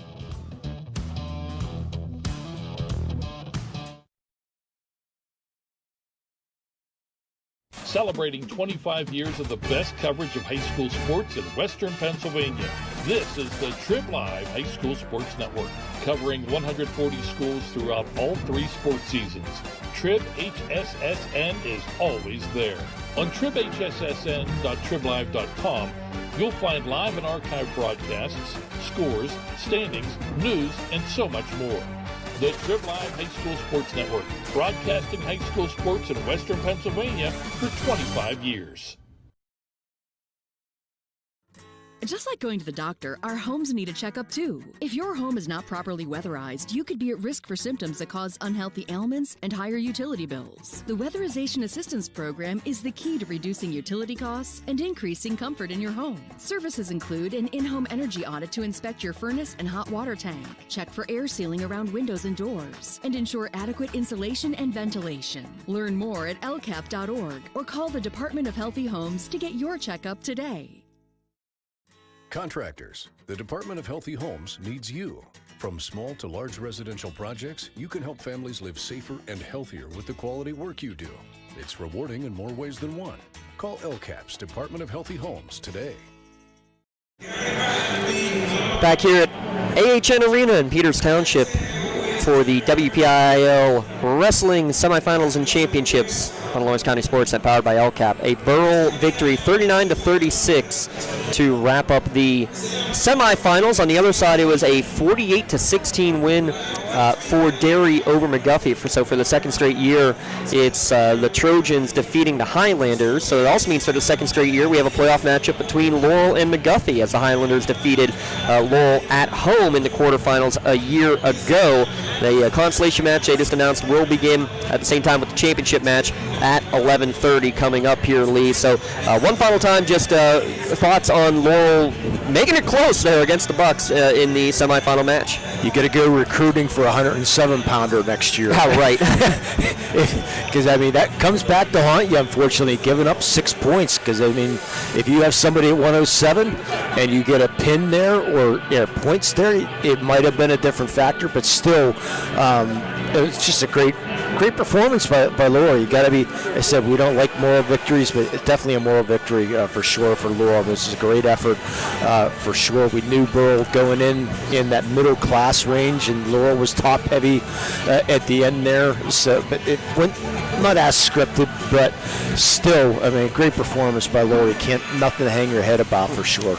No awards going to be given yet for our Maley Chiropractic Play of the Game and your MVP Insurance MVP of the Game. We will make those announcements at the conclusion of the consolation match here coming up again in about 20 minutes time between the Spartans and the Highlanders. But, Lee, we do have a couple of awards that we are going to give out here. I'm looking forward to hearing them. It is time for our, let's start with our Red Zone male and female athlete of the month. And I have some thoughts, but go ahead. Lee has some thoughts, so we're going to start with the female. Which is unusual for me to have thoughts, right? Well, I was waiting for you to say that, but no, I said it for me. I was going to be nice. I know that's also a first. The female Red Zone Athlete of the Month for the month of January. Drum roll, please. Thank you.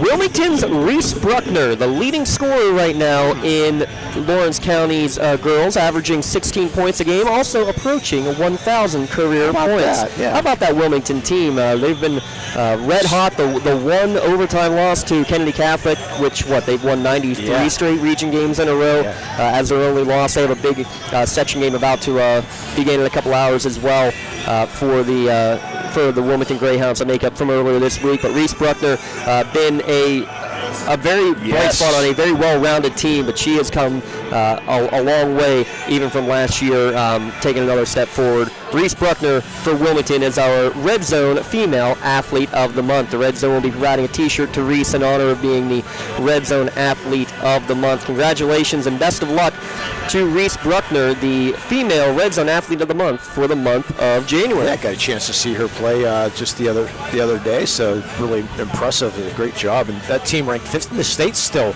and they have a chance. He said rematch coming up against Kennedy Catholic in a couple weeks, so should be a fun one. But Reese has been really performing very well. How about for your Red Zone male athlete of the month? We've got a lot of choices. You do have a lot of choices, but there is one choice, especially when you realize it's only happened 4 times before in history. Boy, now you're getting me thinking, but keep going. A couple of weeks ago, he became just the 5th in team history to do something. The 5th in team history to get 100 career wins. Laurel's Casey Wilson is your January Red Zone Athlete of the Month, getting his 100th career victory. And again, with the names that have gone through, between Colin Bartley, unfortunately with his injury the senior year, otherwise he probably would have been on that list as well. But the Grant McKays and the Mitch Miles and just everybody coming through, impressive to think that he is only the 5th ever to get 100 career victories. Now there's another one on this roster in Colton Carlson who has a good chance to maybe get to 100 by the time all is said and done. But Casey Wilson, again, with what he's done, this year in particular, with another impressive record. 29-2 this year. Well, 30-2 now. 30-2 now, but keep that in mind too. He also has no matches as a freshman, so he did that 100 career wins in 3 seasons. So congratulations to Casey Wilson winning his 100th career match. He is your Red Zone Male Athlete of the Month, and I'm going to put the little teaser out right now. Don't have a shirt for him today, but he is going to pose with a medium T-shirt for the Red Zone Athlete of the Month. I will get you one in a bigger size, Casey. Don't you worry. But we're going to have a fun photo op when all is said and done here today. Yeah, probably that. Yeah, we probably need a 2X probably for him, maybe. Well, whatever he wants, I will get for him. I promise you. If not, he will pin you. Well, I'm not. I'm staying away from that because I want no part of that. Let me tell you what. Yeah, he'll flip you like the ragdoll. Ragdoll is. He could flip both of us with one hand at the same time. Congratulations. Congratulations again, Reese Bruckner of Wilmington and Casey Wilson of Laurel, your Red Zone Athletes of the Month for the month of January. And your final award, your LCAP Team of the Month. Boy, you can go a couple different directions. Yeah. I'm going to take the drama out of it by giving the honorable mention first to the Shannick Competitive Spirit. 3rd straight medal at states after back-to-back gold medals, took a silver medal at the state competition this year. I mean, incredible what Coach Daughtry and crew has done for that program. Came up one step short, unfortunately, at Johnstown's War Memorial for the championships this year in competitive spirit. Got to give a big shout out to them because it's been yet again another fun, incredible season there for Swords Up for the Neshannock Lancer Cheer Squad. Boy, the work they put in. Year round, and it's just you always know what you're going to get when they're making their way out onto the mat. But it's a different mat we're going with. And it's the gentleman on the mat down here, the Laurel Spartans wrestling team. First time in program history making it to the WPIAL Semifinals and qualifying for the state tournament.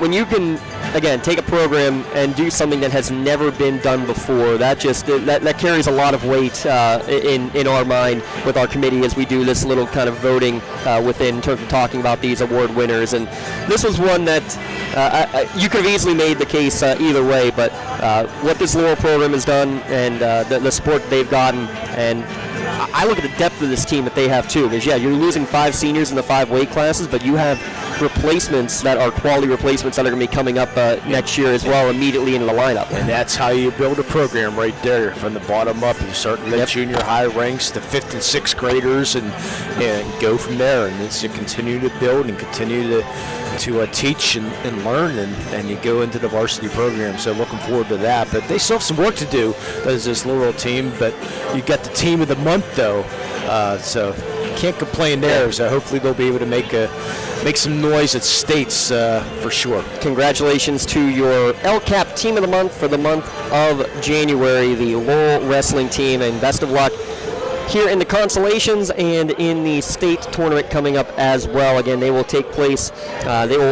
be in the States either as the 3 or 4 seed out of District 7 coming up on Tuesday, either out in District 3 or District 6, depending on the outcome of this match against McGuffey, which again, 15 minutes away. But your Red Zone Athletes of the Month, Reese Bruckner and Casey Wilson, and Laurel Wrestling, your LCAP Team of the Month. We're going to step aside one more time. We'll come back, get you ready for the match against McGuffey here when we return. The Team Wrestling Championships, semifinals, and now consolation matches coming up when we return on the Lawrence County SportsNet, powered by LCAP.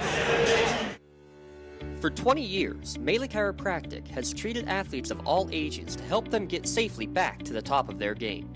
Melee Chiropractic has 3 full-time doctors in their office, and all 3 are former area athletes who have had to battle injuries throughout their careers. They want to help you get safely back on your feet. But more importantly, help stop the injuries before they happen. Prehab before you rehab. Attention all high school student athletes. During your sports season, a $30 visit to the Melee Chiropractic office includes an adjustment and/or all therapy is necessary. From the athletes of tomorrow to the weekend warriors and everything in between. Let Melee Chiropractic keep you in the game. Thank you for calling Axe. Where can we take you today? To work, to the store, to Grandma's house. Axe can get you there, but it's much more than a ride. It's a joyride.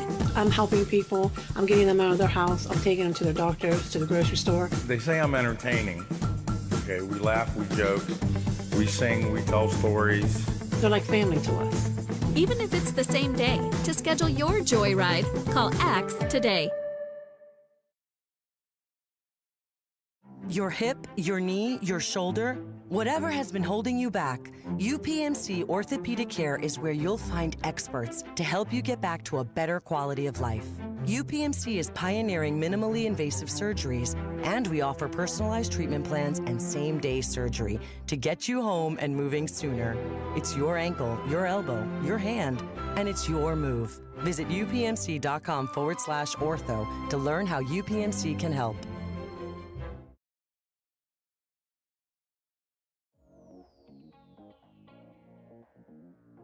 Calling all sports fans. Never miss a moment with real-time alerts, keeping you in the loop when your favorite teams are playing. Get instant updates sent straight to your phone with game schedules, changes, and all the latest news. You can receive important updates and reminders, so you're always prepared for game time. Be the first to cheer on your local teams and show your support. Receive important updates and reminders, so you're always prepared for the game. Signing up is quick and easy. Don't miss out. Sign up now and stay connected to the action. Plus, follow us on social media for live updates, behind-the-scenes content, and community news. Hey. Good to see you. Come on in, let's go. Yeah! Laurel teachers support all of our athletes on and off the field. All right.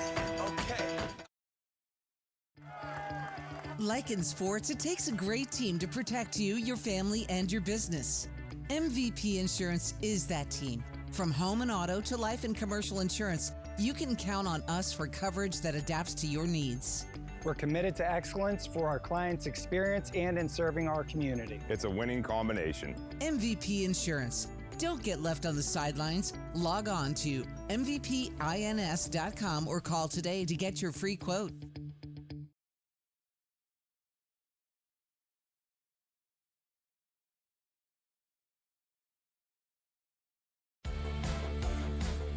Attorneys Parada, Jones, and McCree are dedicated to giving their clients the best chance at a positive result. From personal injury, criminal and corporate law, real estate, municipal law, to wills and estates, their team will work with you through every step of the legal process. With Parada, Jones, and McCree, excellence is our guarantee.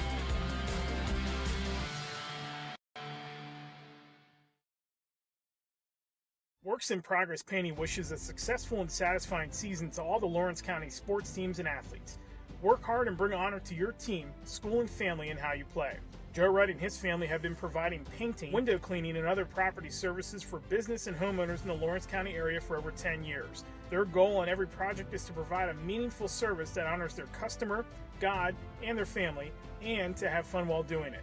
Works in Progress is now booking interior painting projects for both residential and commercial projects. Call Joe today at 724-714-4294 to discuss your next project.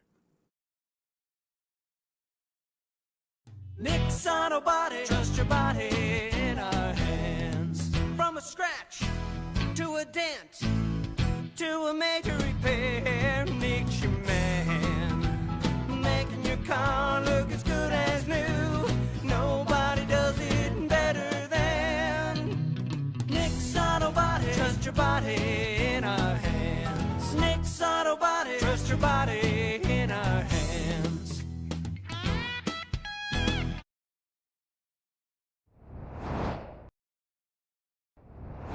When the high school season heats up, make sure you have the best gear to support your school. Head to the Red Zone on Wilmington Road in the Shannock for all your county sporting apparel needs. From sporting goods to custom apparel to embroidery and more, the Red Zone has it all. Quality gear for all 8 schools in the County of Champions. Stop by and enter the Red Zone or visit them online at theredzonesports.com. Score big at the Red Zone.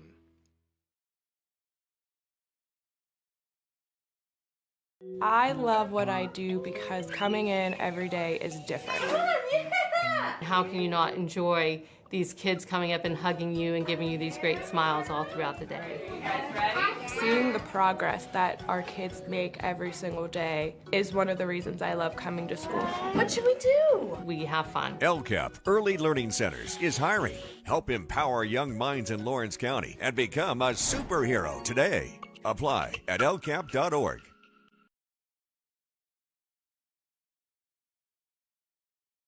Whether you're hosting a big party, it's family dinner night, or you just need a place to go and watch the big game, the Crane Room Grill is the place to be. Need that something special for your upcoming event? Ask about the CR Brewing Company's custom brewing options to give your big day that personalized touch that your guests will never forget. Visit craneroom.com to see their full menu, or call in your takeout order now at 724-656-1553. The Crane Room Grill and CR Brewing Company, a winning combination. Tired of gasoline costs? Why drive? Let the Newcastle Transit Authority take you where you want to go. Serving the city of Newcastle and stops throughout Lawrence County, as well as weekday service to Pittsburgh. Public transportation just makes sense. Why drive when you can relax and ride? For more information or for route schedules, log on to newcastletransit.org. The Newcastle Transit Authority, going your way. And remember, senior citizens ride free.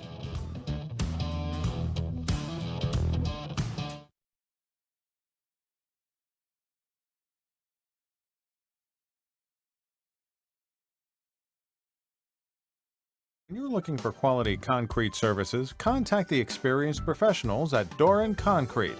Our company is family, locally owned and operated, and has been serving the community for over 30 years. Get residential or commercial concrete services for any size job. Our skilled professionals offer prompt and reliable services at an affordable price. We believe in the principles of honesty, integrity, and reliability. Get in touch with us for exceptional concrete services at prices that you can afford.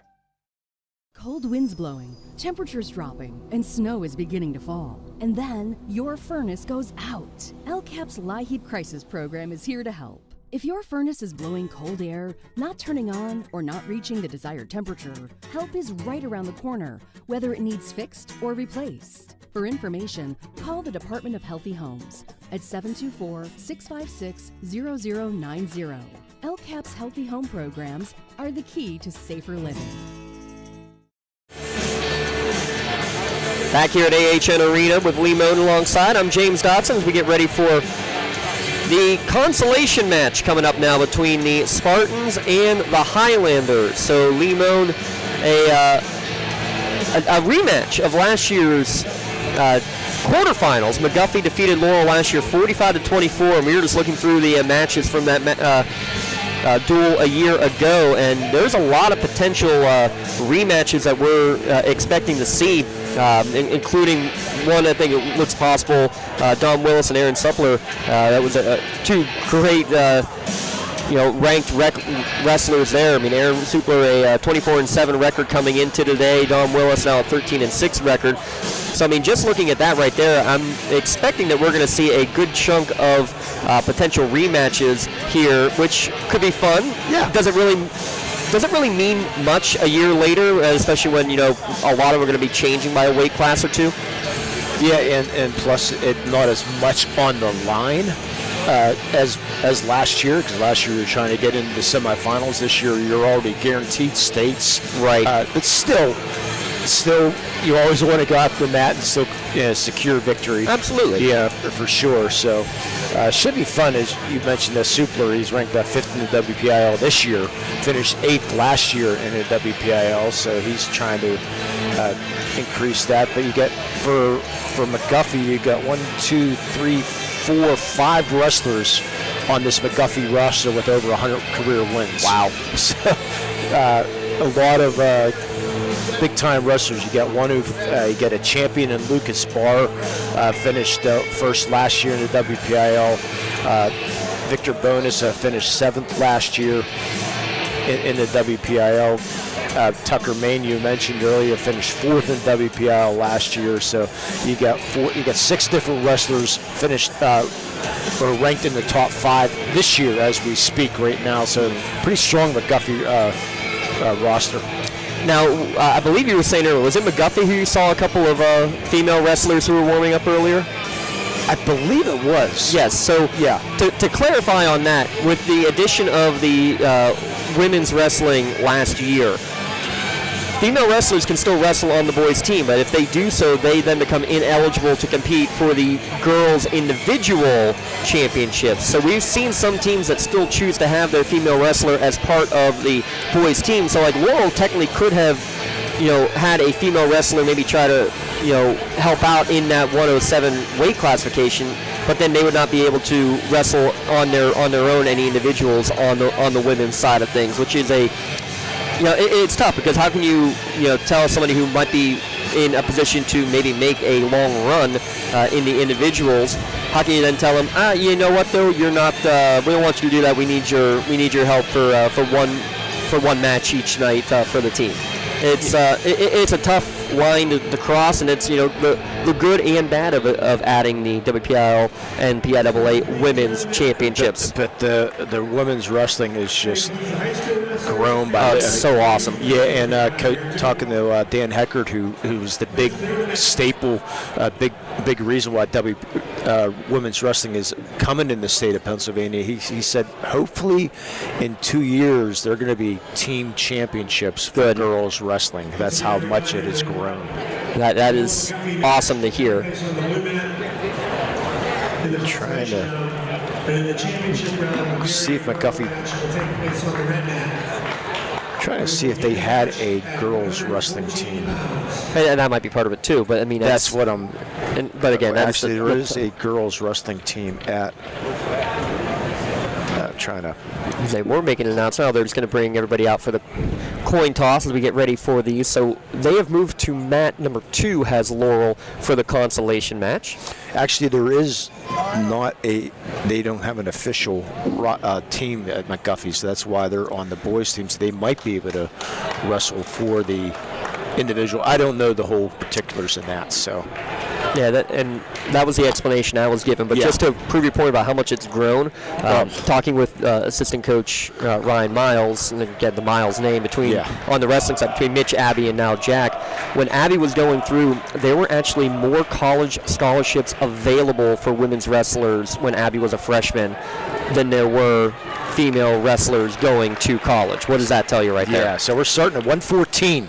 That's right. So we will move down to the 114 to begin here in this match, and we'll get everything updated on our graphics as you're following along. And on the red mat, at the 114-pound weight class for Derry, Patrick Bolger, for Burrell, Carl Thomas. Jack Condersack started things off in the 114 for Laurel. For Laurel, Jack Condersack. And for McGuffey, Mike Jameson. Against Mike Jameson, it looks like.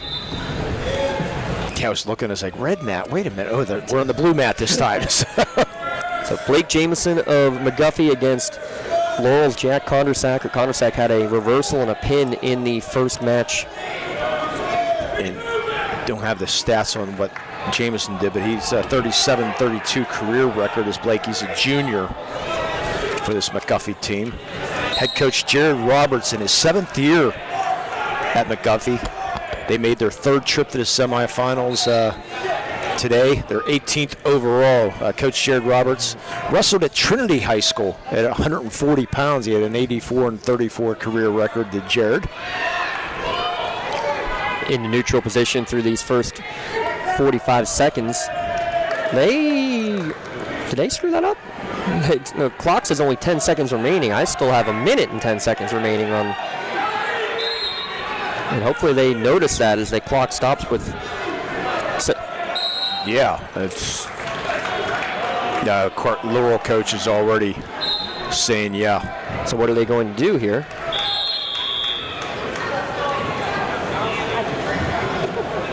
No, apparently we missed a minute. We're going to the second period, my friend. At no score. There's no way.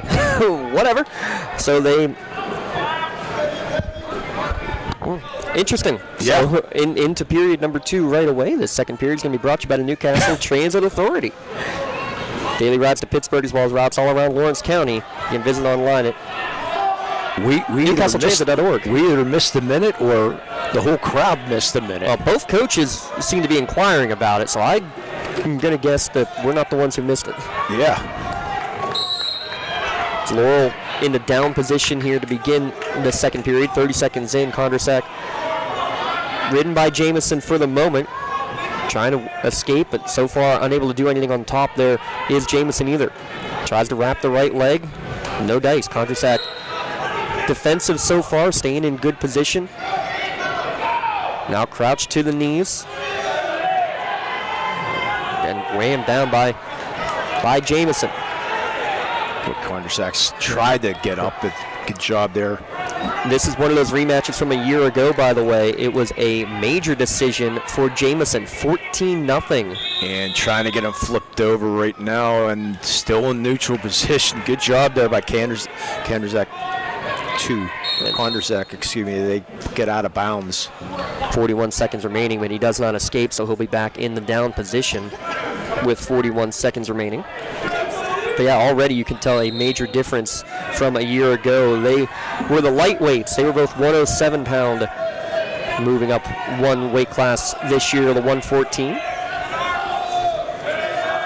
I mean, good for Kondrasak to gain the weight. Bad for the team, but still. And getting onto his back is Kondrasak, but now reversing right back. Now Kondrasak has Jameson on his back. 2 points for the near fall, 2 points for the reversal. So 3 for the takedown, 2 for the reversal. It's 3-2. Also, they gave 3 for the near fall for Jameson. So the takedown and then the reversal. They didn't get any back points because that reversal was so quick. And that's the end of the second period. Well, it could have been a takedown. It had to be for back points, Lee, because he started in the down position to begin that period. There was no takedown. So they had to get 3 back points, which I thought that was pretty quick myself, too. We've had very quick because we're already in period number 3, and they've wrestled for a total of 3 minutes by our count. For those of you who think you can do a better job, no. Certainly not me. Yeah, we're not wrestling experts for sure, and we will never claim to be one either. So, I believe it was McGuffey's choice here, and Jameson chose neutral to begin this third period. Trying for a leg sweep there was Jameson. Yeah, we'll keep tabs on the Burrell Derry championship match too, just to give you an update on that. Now, good arm lock from Jameson. Kondrasak trying to work out of it. It is a takedown, but Jameson ends up on top momentarily. Kondrasak was on top. Now Jameson on top. Kondrasak in trouble, keeping the arms and the shoulders off of the mat for now. He's got actually the arm locked in of Jameson. And Kondrasak able to flip to his stomach. Good job. He didn't get credit for that takedown, by the way. They gave it all to Jameson. Now 10-2. Yep.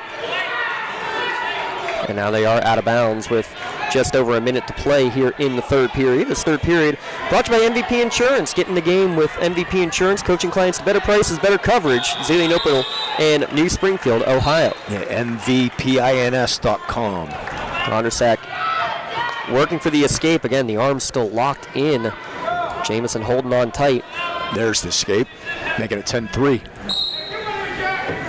Now back at neutral. If Condersack can get a takedown and get this back to a lower number, and there's the takedown. Does get it, and just barely keeping the right leg in bounds. Back points as well. This is going to be close. This is going to be a full 4. Working for the pin. That should tie it right up. Getting to his stomach with 30 seconds remaining. Now they're out of bounds. That should be tied now. 10 That's to what 10. you wanted. Should be 4 points. There it is, yeah. And that tippy toe was just inbounds. How about this? He chooses to go neutral, gives up the lead, does Condersack, as they think he can get another takedown. How about that? Wow, that's a big-time decision. That's a bold move. And he's going to go for it. Fakes with the left. It's right back up. 17 seconds left. Condersack again going now. Good defense from Jamison. Begging for a stall, not going to get one yet. And again, great job, Jamison, to attack, grab both arms, but then powered over the top and onto his back. Condersack gets the pin, or gets the takedown. And a pin with 1 second remaining. Not only the decision, but a pin at 5:59 for Jack Condersack. What a decision there. Can you believe it? No, I can't. Chose to go neutral with 30 seconds left. And that's a coach's decision there. He looked right at his coach and said he wanted it. Yeah. Oh, my goodness. Boy, getting the takedown and the back points, keeping that tippy toe in bounds, and then giving up that point. And then coming up with the pin with 1 second left. What a way to start. 3-0. So Condersack, a couple of pins. He might be getting a shirt here, too, the way that goes. And how about, again, he lost to Jamison 14-0 a year ago. How's that for setting the stage? Should be Tucker Main and Logan Kessel, but we'll get the official. Whoa, great start here for Laurel. And the 121 match now underway. 6-0 overall, the lead for Laurel. And it's Ray Conan who is going here, by the way, Lee. I could not hear that. Okay. I didn't hear Ketzel, so Ray Conan's going to move up the... And again, they started at 1 minute, Lee. What's going on? Maybe this is a decision the coaches have made. It has to be. Let's see. No, actually, the coach is now leaning over. It's like, what's with the 1 minute start? 3-point takedown here for Maine. Unless I don't know. I can't give you an explanation. Out of bounds with 19 seconds left. Conan came in at 118, so that's why he bumped up to 121. Yeah, so Conan has been back and forth between the 114 and 121. Conan, Ketzel, and Condersack have all been kind of rotating in terms of where they all are wrestling. An escape and then another quick takedown for Tucker Main. As Maine wrestled against Ketzel and got a pin late in the first period a year ago as we end period number 1. Yeah, can you run things by yourself for a couple of minutes? Yeah, go for it. Let me take a walk and see what's the explanation is for you, okay? That sounds good. As they will go neutral to start period number 2 between Maine and Conan. And takedown, can he get to the back hips from Maine or Conan? And it looked like Conan had advantage for a second, but now it's going to be Maine who gets awarded for the takedown, now riding on top with a 9-1 edge. And trying to work, got the right leg and got him onto his back. Now counting for the near fall. Conan fighting, and he is going to get pinned at the... how do we rule that in the second period? You call that... How do you time that? I'm assuming 2:21 because I just talked to our newspaper reporter over there, Okay. and they said the consolation matches in the semifinals, the consolations are always 1 minute for the first period. Interesting. Okay. Yeah, we both learned something new, so I would assume it would be 2:21. That's what I'm going to call it. Yeah. So we're at 6-3. Should be. Oh, it should be 6-6. 6-6, Yep. excuse me. Yep. Takedowns for each. I'm looking at the 3 up there. It's too many numbers. Place, yeah. Too many numbers. So Logan Ketzel, who wrestled at 121. Clayton Ely. I did not hear. Clayton Ely. Thank you. For McGuffey. Yeah, a lot of noise going on the red mat. Yeah, big takedown in their early matches. Clayton Ely, ranked number 3 in the WPIL is Clayton. 3-point takedown for it.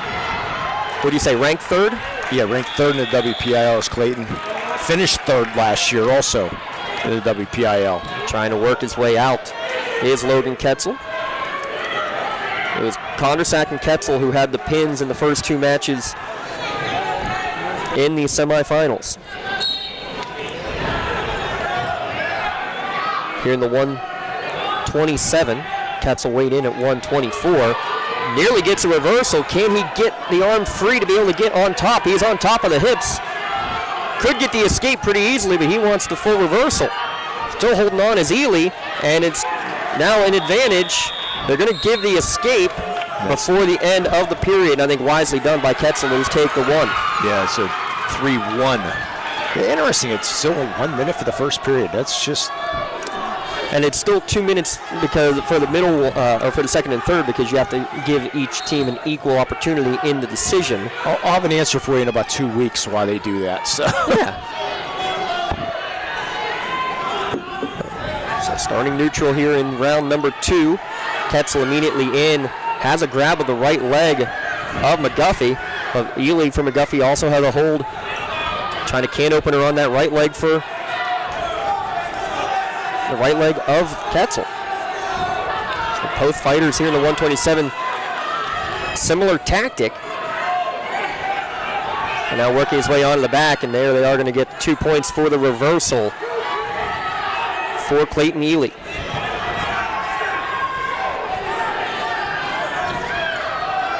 So it was Ely who began in the down position to start here in round number 2.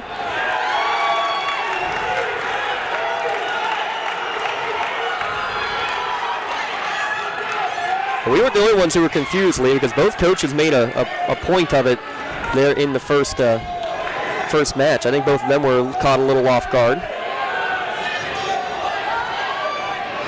Well, I'm texting the head coach from North Allegheny, hoping that he might be able to expand on that. So it's 5-1 right now in Ely.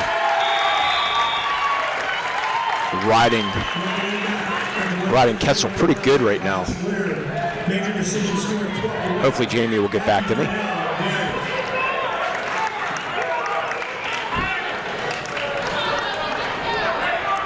Riding him pretty good. Yeah, no escape right now for Ketzel whatsoever.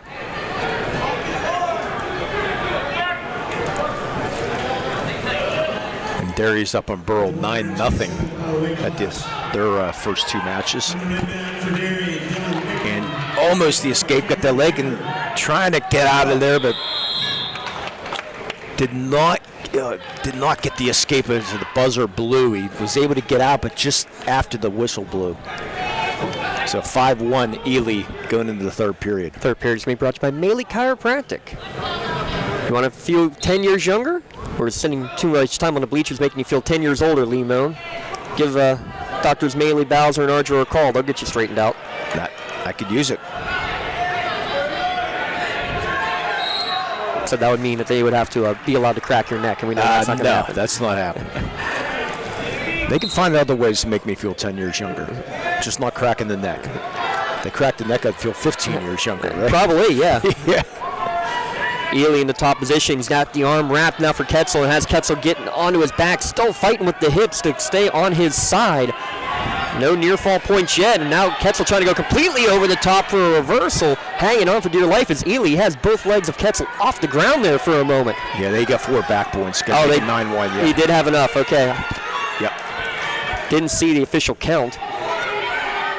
And now Ketzel on top, but he's reversed. Needs to get onto the back hips of Ely, who's just holding on, and now they're going to get a stalemate called with a minute left to go in the period. Yeah, so close to getting out of that, but a good job there by Ely to hanging on to that leg, and that prevents that reversal. Ketzel quickly to his feet, unable to get the escape from Ely, though. Ely again holding on, gets him down to the mat once, now twice, but a reversal from it as Ketzel seizes the opportunity. Now he's in top position. Again, you get out of that major decision right now, so if you can not stay at least 9-3, you're only going to give up 3 instead of 4.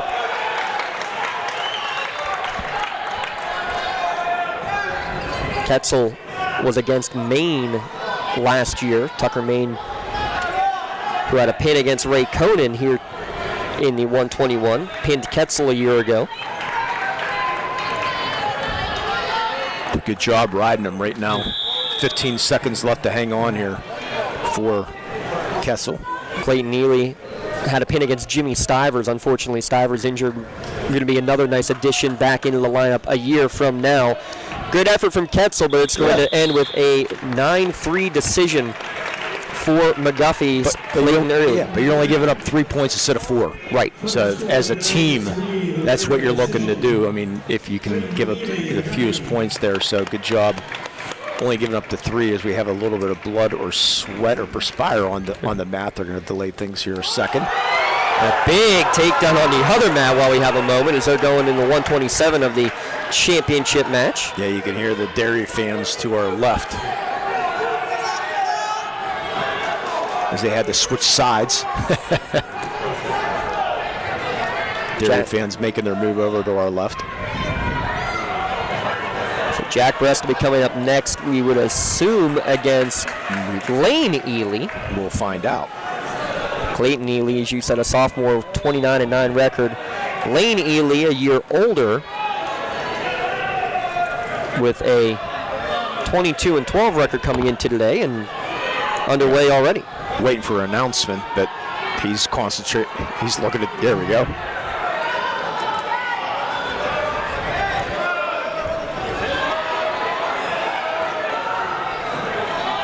Already 25 seconds in, staying at neutral between Brest and we assume Ely. We'll get confirmation here in a second.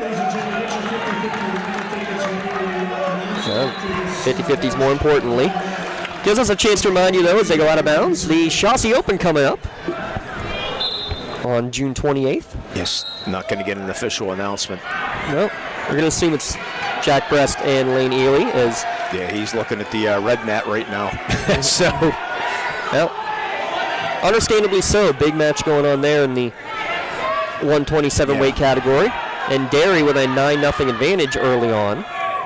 No, again, it's the middle bouts for Burrell that are going to be most telling there as we get to the end of round 1 here between Brest and Ely with no blood, literally or figuratively. It is Ely and Brest. Sounded like he said Lane Ely, okay. Yeah, Lane Ely, 66 career victories, 22-12 on the year. And he chooses the down position, does Landon Ely, to begin round 2 and gets the quick escape. Yeah, got to his feet and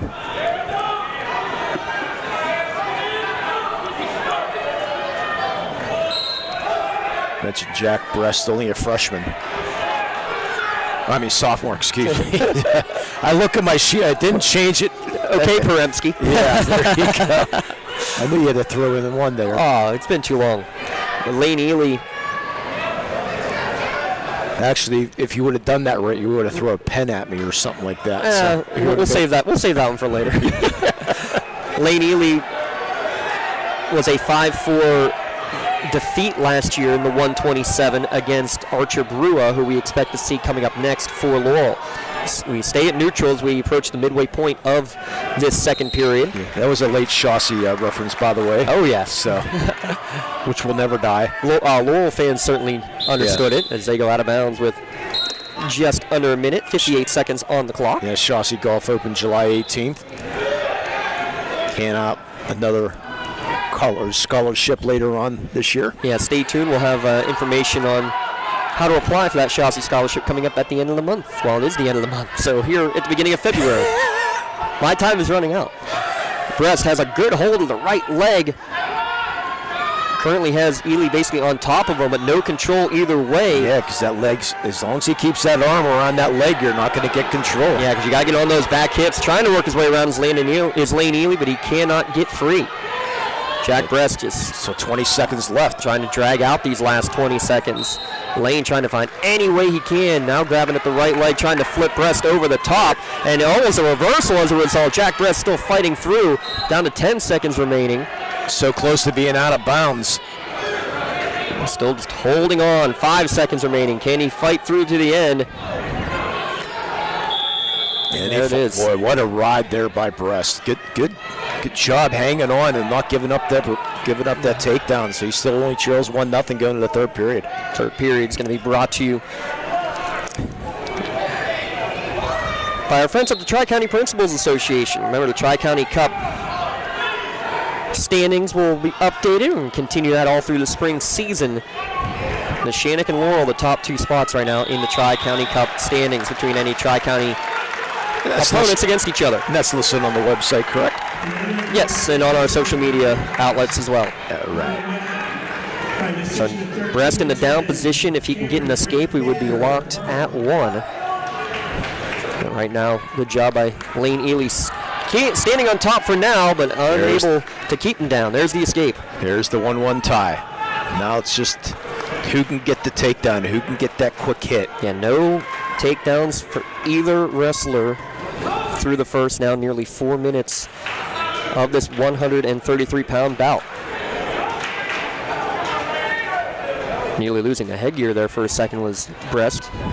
Still got a minute to go. Still hand fighting. Both have a lock on each other's right arm. Now they switch over to the outside arm. Still battling, trying to find a way, and then going after the right leg is Brest, and he's got the right leg. Can he sweep over to the back? And right now looking the other way. Good job of Lane Ely to work his way around. Still no control either way. As he's still holding on to it. And now they are going to say control. Yep. There it is. For Lane Ely. Yep. Making a 4-1. 30 seconds remaining for Brest having to get away and then get a takedown. Gets to his feet. Good job to hold on to Ely and dragging him right back down. 20 seconds remaining.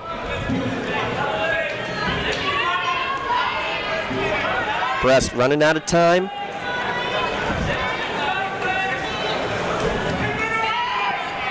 And they do go out of bounds with 8 seconds remaining. Not a single match went the full distance, right? One match did in the first one. It was Jack Brest who lost by major decision to Carter Thomas. Everything else was stopped early by a fall or a tech fall. Yeah, that's the break Brest needed. That it's tough starting in the down position to get a takedown or a reversal at some point. Tried to get a reversal, unable to do so, and it's going to be a decision 4-1 for Lane Ely at the 133. So McGuffey will go up 12-6. Derry still leading 9-3 on the other side against Burrell. We bump up to 139 where we have, we believe it's going to be Archer Brua for the Spartans again, and probably Lucas Barr on the other side. 139-pound weight class on the blue mat for Laurel, Archer Brua, for McGuffey and Lucas Barr. Yep. Lucas Barr coming in, the senior, a 31-4 record, and one of those 100-match winners, I'm sure. 160. How about that? He's the defending champion and the W&J commit. And quickly, straight down to the mat goes Brua. And he's ranked first in the WPIAL. What a surprise, huh? Defeated Josh Sherman in tech fall last year at this 139 weight classification. And the escape for Laurel's Brua, but then going out of bounds as a result. So they will restart at neutral. We're going to have a Pontius Insurance blood timeout, it looks like, again here, Lee. Make sure you give Pontius Insurance a call. Take the timeout and save money on your insurance at pontiusinsurance.com. Currently a 12-6 McGuffey lead. This is the 5th of 13. Yeah, Consolation's there this for 3rd place for the WPIL. And again, the winner of this match will be taking on a runner-up from District 10, and that match will be somewhere out in District 6 area. The loser of this match will have to take on District 11, District 1, but out in District 3 territory. As Barr with another strong takedown, and still has not gotten position, though. Good job of Brewer to fight back up and get to his feet. No blood given. Yeah, interesting that Lucas Barr, with 160 victories, have not qualified for state, haven't placed in states yet.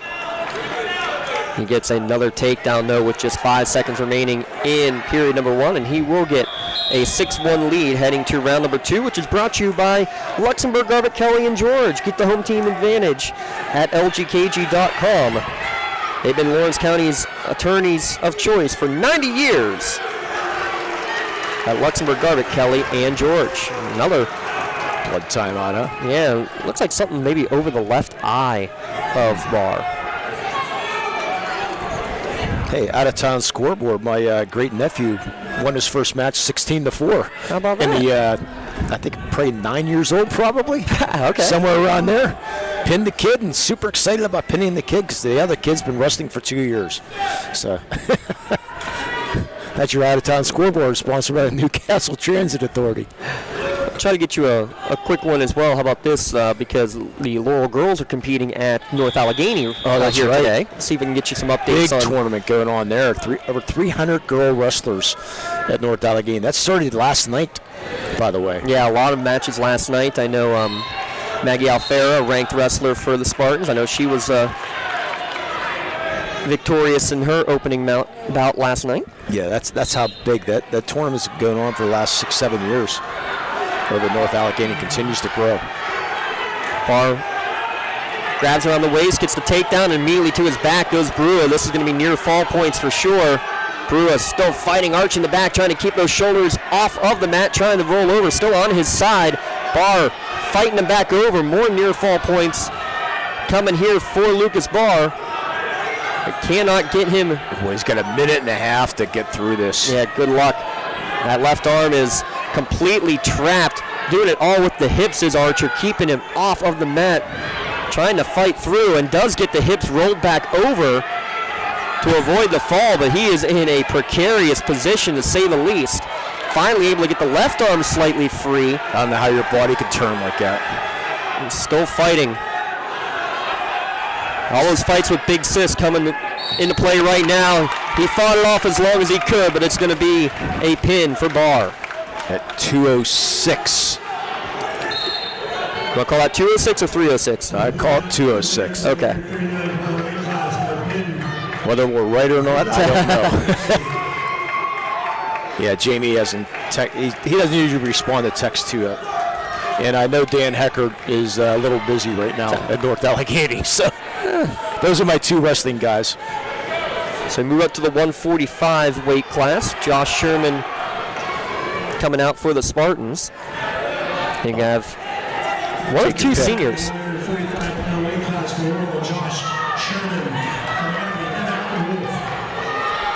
Emmett Wolf. Sound like you said Emmett Wolf, yeah. Emmett ranked first in the WPIL.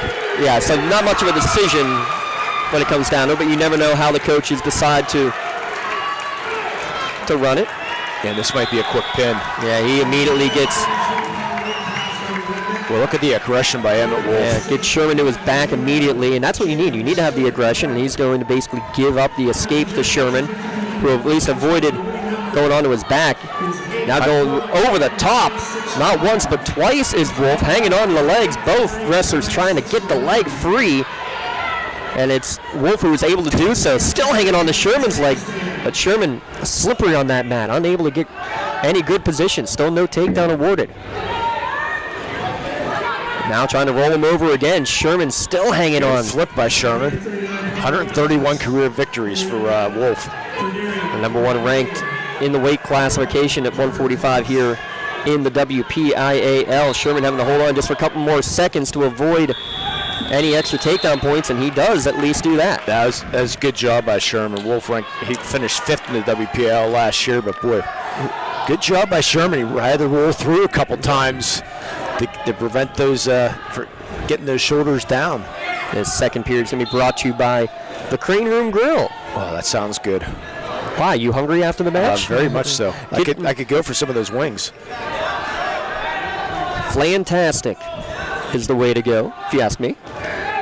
3-1 the score as Wolf evaded by Sherman, who nearly went back over the top to get a takedown himself as we began neutral. Still in neutral position, both wrestlers on their knees. Now trying to get over the top is Wolf, unable to do so far. Sherman really defending well down on the bottom. Yes, he is. Now Wolf just trying to go straight into a turn. Yeah, not a lot of wrestling experience for Sherman, but there's 3 points now for the takedown. Yeah, now he does get enough. Now he's in trouble. Near fall now completely on his back. Wolf took time, but was able to get in control and get what is the 5th straight decision, the 3rd of those 5 based on a pin. Yeah, great job there by Wolf. To just once he got him about a quarter over, he was able to use that weight and use that leverage, get him down on his back, and made it easy there after that. That was a pin at 149, Lee, for 145. Emmett Wolf. Oh, okay, sorry. You looked at the wrong one, didn't you? No, I said the 145 weight class. Ah, yes. 149. That is correct as well. Yeah. So 24-6 now. And remember, Laurel's going to have a forfeit in the final match. 7, yeah. We go to 152. It's going to be Ashton Main against Victor Bonus. Get confirmation on that as Bonus immediately to the air and to the ground goes Main for the 3-point takedown and a hard one. Nothing yet. Quickly to his back, trying to get the leg grab and the pin. Just 20 seconds in. Yeah, you would think it's Bonus with 117 career victories. Here's the announcement.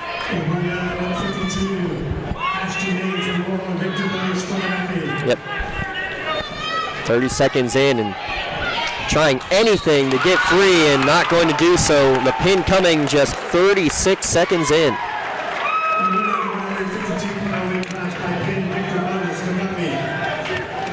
And that basically makes this a must-win match the rest of the way for the Spartans. Yeah, I didn't hear that was officially Victor Bonus. It was, yes. It was, okay.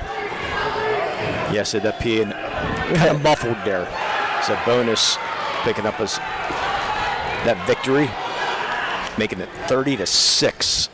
We're going to go to the 160-pound weight class from Laurel, Braxton Carr, from McGuffey,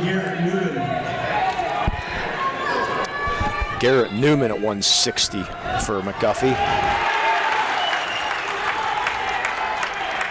Versus Braxton Carr, who's got a hold of the right leg immediately from Newman, trying to sweep the other leg and get the takedown, and Braxton Carr does. Big one for Carr.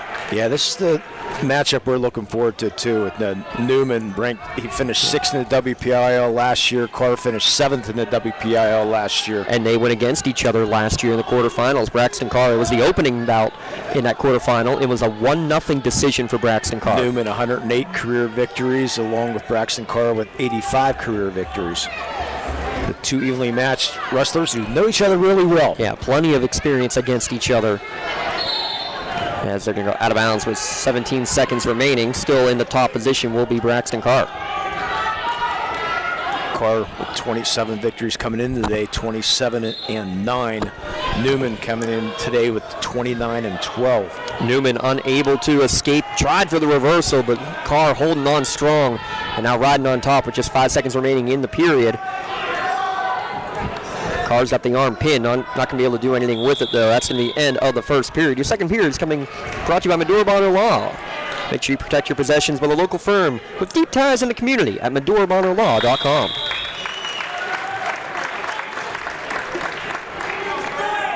Carr with the decision. He chooses the down position here to begin period number 2, Lee.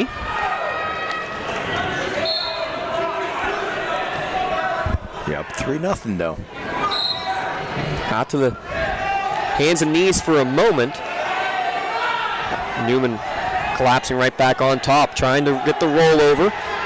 Good grab of the leg by Carr of Newman, and he's going to get the reversal as a result. Beautiful reversal. Saw the opportunity, grabbed the leg, and took advantage. They're making it 5-0.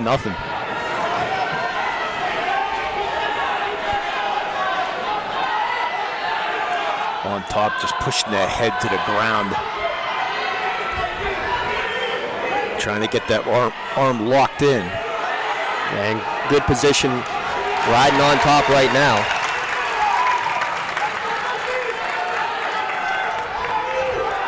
We're about 3 matches ahead of the championship match going on the other mat right now. Derry a 9-6 advantage there. A minute into the second period here. Carr leading Newman 5-0. Still riding on top is the Spartan senior.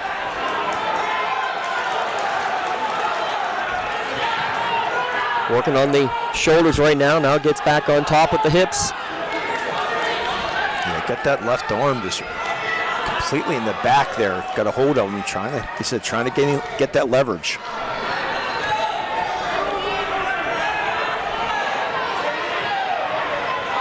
Trying to get the right arm inside and underneath to see if he can get a turn of Newman.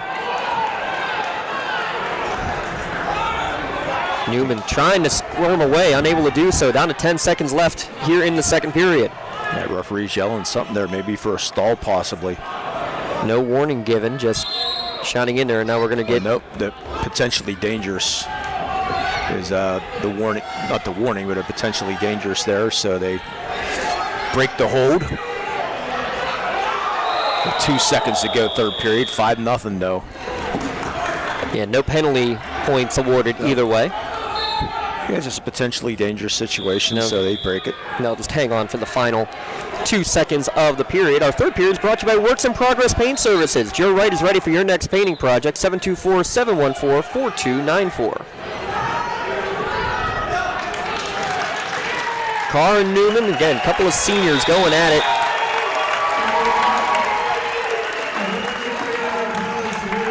We've already had more matches go the distance here in this Consolation than we saw in Laurel's loss to Burrell. With a 39-36 team tally at the end. And again, the heavy hitters for Laurel coming up beginning here. These final 5, Carr, Willis, Miles, Carlson, and Wilson. Yeah, Derry leading 12-6 now over Burrell. They're going up to the 145 match now, or 152 match. These are basically must-haves for the Spartans the rest of the way. And they will certainly be the favorites in all the heavyweight categories. You would think. Looking at the official numbers and the records. But right now, I mean, criteria is going to favor McGuffey because they're going to have at least 7 victories no matter what. As Laurel still will forfeit the final match at the 107. So Spartans need points the rest of the way, in a big way.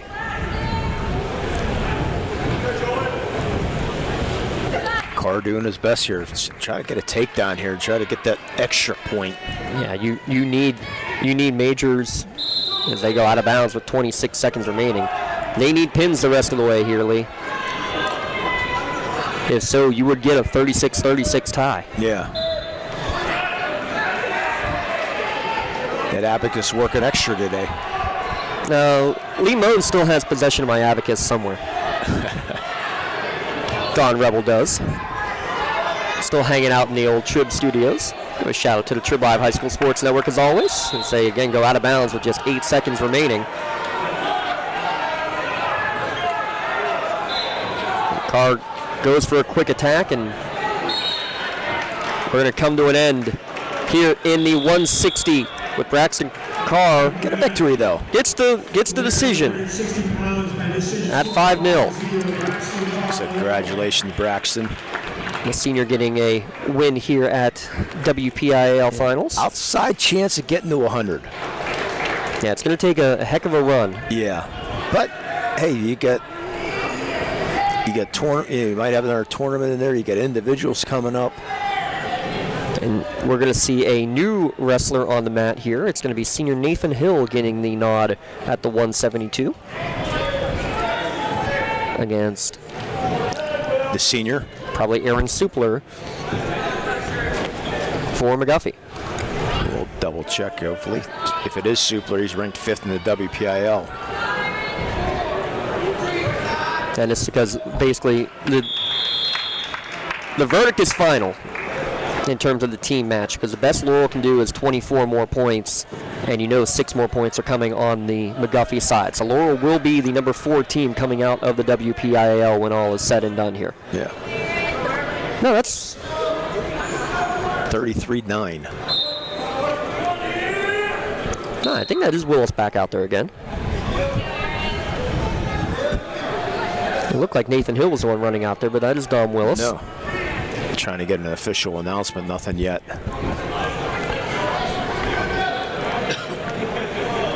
On the blue mat at 172 for Laurel, Dominic Willis. For McGuffey, Aaron Supler. Second guess myself for a minute. So Willis and Supler.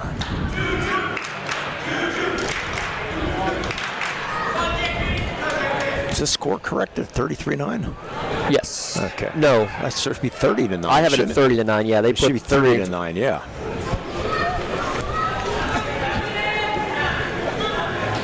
Staying neutral for this entire first period. Just hand fighting so far. Willis taking for a quick stab. Now backs away and basically is going after the head of Supler and just keeping him at arm's length away. And I'm going to ride out this first 1 minute.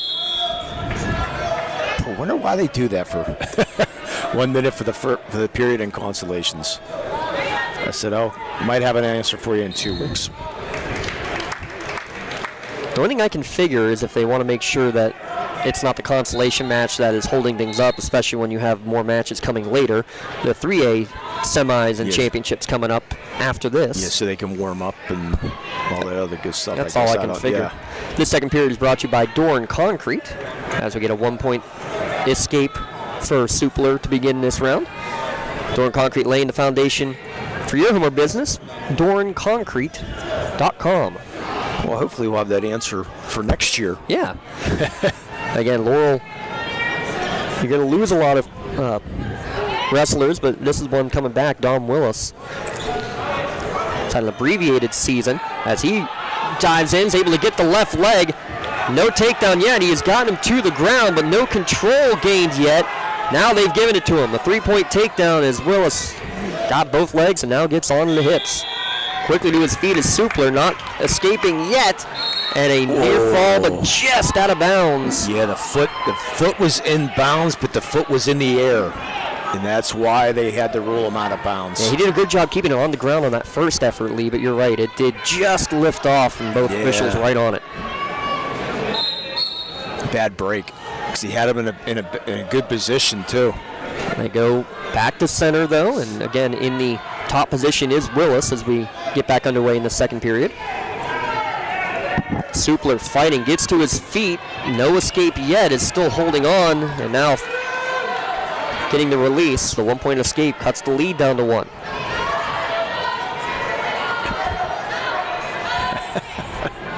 Cat and mouse game going on here. Is a Willis on one knee, and he's going to stay on one knee. Supler just jabbing him in the face and in the head. And again, this is also a rematch of last year, Dom Willis and Aaron Supler. Yeah, Willis wants Supler to come down to his level. Supler doesn't want to. And how interesting too, they actually wrestled at 189 against each other last year. They're a weight class lower. Interesting, no stall calls being called either. Because they're both, as Willis just looks like he's lining up, getting ready to be on the defensive line and sack the quarterback. Yeah, it's very interesting. Yeah. Your third period is going to be brought to you by UPMC. UPMC's Lawrence and Mercer County's local choice for sports medicine services. Schedule an appointment at any of the 4 county locations at 724-983-7000. As Willis chose the down position, gets to his feet, can't get the escape yet, and then picked up and taken back down, only briefly. Willis right back to his feet again. Supler trying to work his arms around, still holding on, both fighting from their feet. No escape for Willis yet. Gets one arm free and now does escape. Has the 2-point advantage, 4-2, and now right back into his 3-point stance. You don't see this often at all. Yeah, this is very interesting, and you're right. No stall warning. Is it because he's kept the knee on the ground is all I can figure. Well, the knee's on the ground. The arm is at least jabbing anyways, looking for some type of opening here. Just hand fighting, and really it's more stiff arms to the face. This feels more like a football game in the trenches. Yeah, you wonder if that right shoulder's bothering him a little bit. He's protecting it slightly, but leaning on that right arm the entire way in that 3-point stance. Down to 52 seconds remaining for Willis to hold off Aaron Supler. Again, a rematch of last year, as then coming in full force is Supler, and Willis takes him right back down. Willis gets the takedown as a result, and onto his back. You're going to get near fall points here as well. Supler trying to work his way out. Don Willis fighting, working on top, and gets the pin. How about that? Wow, the strategy worked. Got Supler restless a little bit. He went for a shot, but Willis was able to block it, get him onto the ground, and get the pin. Makes it 30-15. 4:27. Now we'll go to the 189. Looks like it might be a... Nope, here comes somebody. Okay. It's either going to be Cash Main or John Turek to go against Jack Miles here in the 185.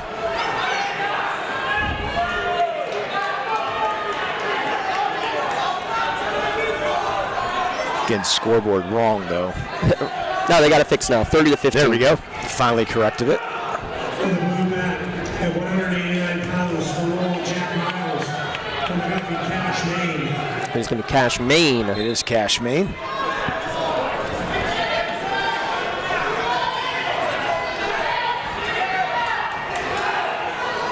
Neutral in the first 10 seconds here between Miles and Main. Not Tucker, but Cash. Yeah, Cash Main, a sophomore. Yeah. 12-14 record for him on the year. Jack Miles over 70 career wins. He's got a hold on the left leg, and he gets the takedown while keeping both feet in bounds. Now he'll just drag both feet in to go out of bounds, but he secured the 3 points. Yeah, Derry up on Burrell 12-9, and they're at the 160 mark. Surprised we don't hear a lot more noise coming from our left. What a tight matches over on the championship match. Yeah, tight matches, but not a lot of extra drama. A couple of big moves. And why did I say that? I look over and I see a reversal. Yeah. As Miles just in the ride position. He's got both arms underneath and then on top of the back and the neck of Maine. For the moment, tries to roll him over, does get the roll as time looks to expire, and he would have had the pin, I think, but he ran out of time. But he got 2 back points, though, out of that. So they're going to make it 5-0. This second period is going to be brought to you by our friends at Axe. Axe is open to the public, Lawrence County's door-to-door transportation service. Open to the public, taking people to work, play, and anywhere they want to go. RideAxeBus.org. Especially in 11 below weather. Miles chooses the down position and quickly escapes to take a 6-0 advantage. I'm sure a few cars didn't start around the Newcastle area this morning. Well, that's what Axe is there for, amongst other things. Including my wife, so I actually might want to check in and make sure she didn't need to go anywhere. I had to jump her car twice this week. Oh boy, I had to get a new battery last week, so. And again, I think it hasn't been confirmed, but we do believe that the cold weather is why they gave an extra 2-pound allowance for these bouts today as they go out of bounds with 1:30 remaining. So they always get a 2 pounds extra allowance after Christmas just for growth factor over the course of the year. But they gave an extra 2 pounds for this championships as well. He wasn't sure it wasn't because Christmas cookies or anything like that? Or? Well, they do jokingly call it the Christmas allowance for the first two. 2 pounds seems kind of weak, you know. I think he's 4 or 5. Maine had both arms around the leg of Miles. He couldn't work his way around to get the takedown, but now finally works back to the hips to get the takedown. Making it 9-0.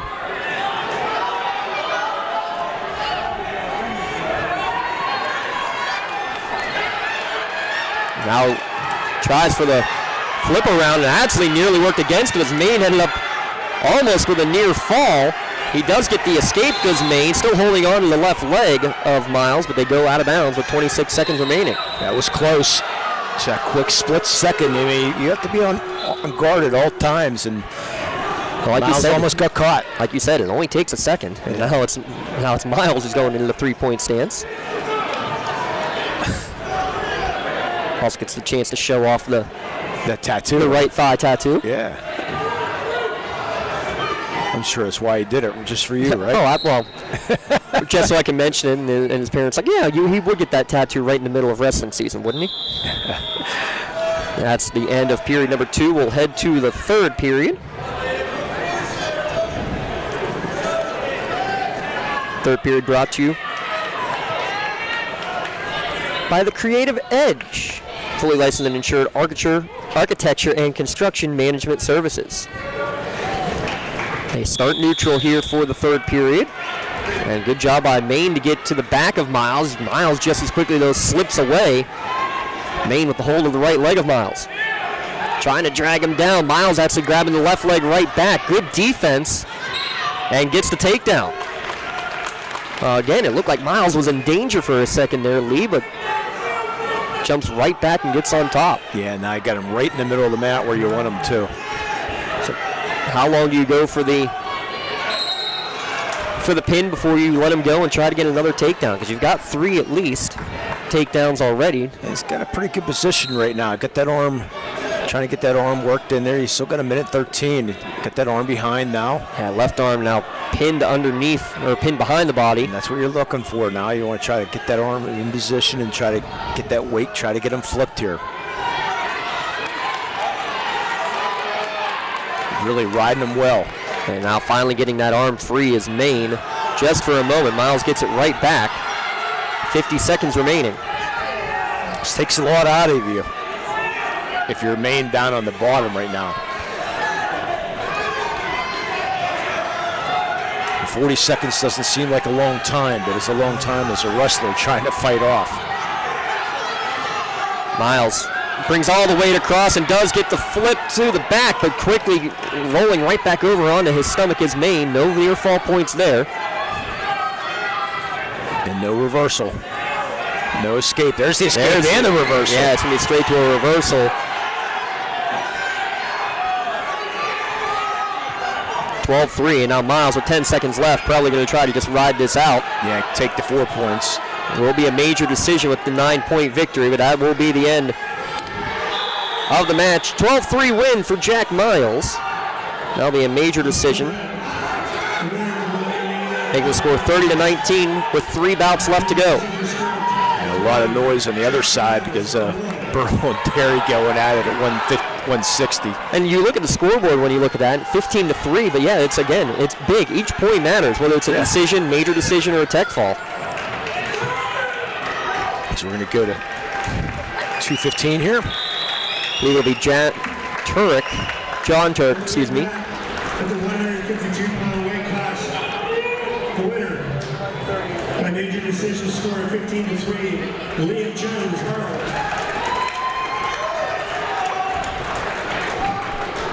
We'll get confirmation. Believe it's going to be again Turek against Carlson as we're underway. And 2 seconds in, already a takedown. Yep, Turek. And Carlson immediately gets the back points, trying to keep the hips turned as Turek, and it's not going well for him. Carlson approaching 100 career victories, and he's approaching a quick pin here as well. Still fighting. Good job to keep those hips turned down on the bottom by Turk. As Carlson just working the weight up high on the arms. No choice and no chance. A pin at 34 seconds. That was quick. And that was the quickest pin we've seen here in this match. Yeah, just over match was Turk there. And I'll bring Robert Miller in what will be our final bout. No, got one. Well, yeah, because the 107's a forfeit, unfortunately. Yeah, it looks like Wilson's going to get the forfeit. And the 107 will be a forfeit, and that's going to do it. That's going to do it. So, yeah, Robert Miller was listed as the heavyweight option. And they're going to give the girl the victory. How about that? See if come up with a name here. It should be Jaxie Wright, I believe. Yeah, it'd be Jaxie Wright. So she'll get a victory in the fourth place victory. How about that?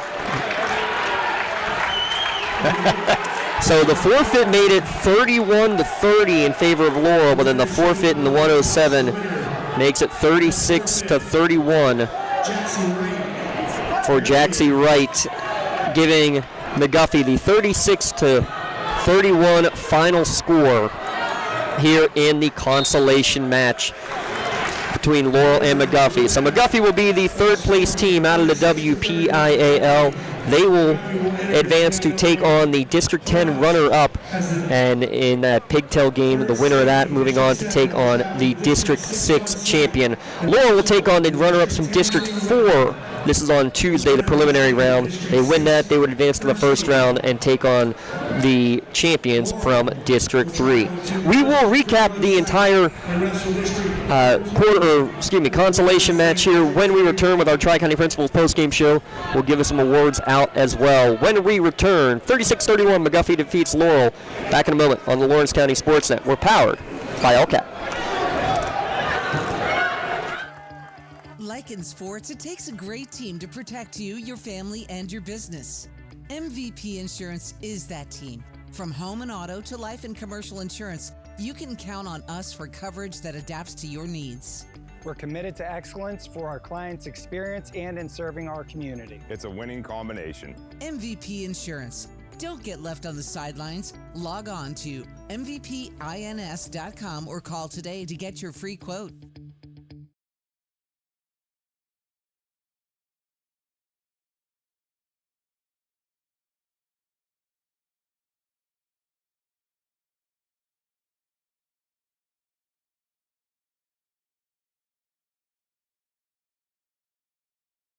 GEM building contractors and developers have a proven record of performance on any size project. They bring value, local craftsmanship, expert management to meet any challenge. From design construction, from inspection to budget estimation, GEM Builders has been building our community for 70 years.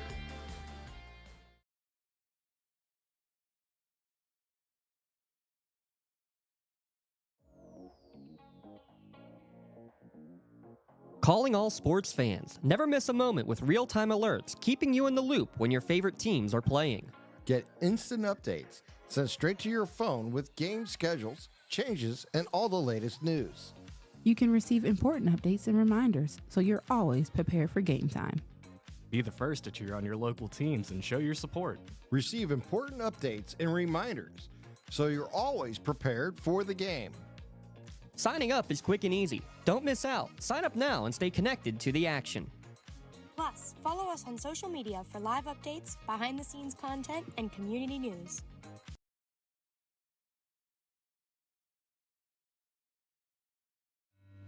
When it comes to protecting those you love, the businesses you've built, or the things you've earned, you need someone you can trust. Who better to protect your interests than a local insurance agent?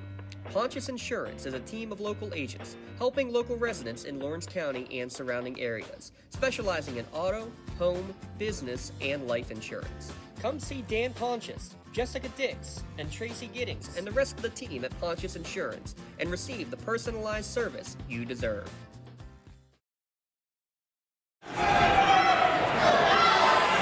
And welcome back. post-game show, the Tri-County Principals post-game show here on the Lawrence County Sports Network. 36-31, McGuffey defeats Laurel in the consolation match here in the WPIAL. They lost, unfortunately, in the semifinals, 36-33 to Burrell. Burrell right now leading at up at the 172 mark right now. They're leading Derry 13-12 in their championship match going on. But it was a great performance here by the Laurel Spartans here tonight as Mr. Dawson's going down below to get some hand out a couple MVP shirts and an MVP shirt, an Athlete of the Month shirt, and a Melee Chiropractic shirt too. But good job here by the Laurel Spartans.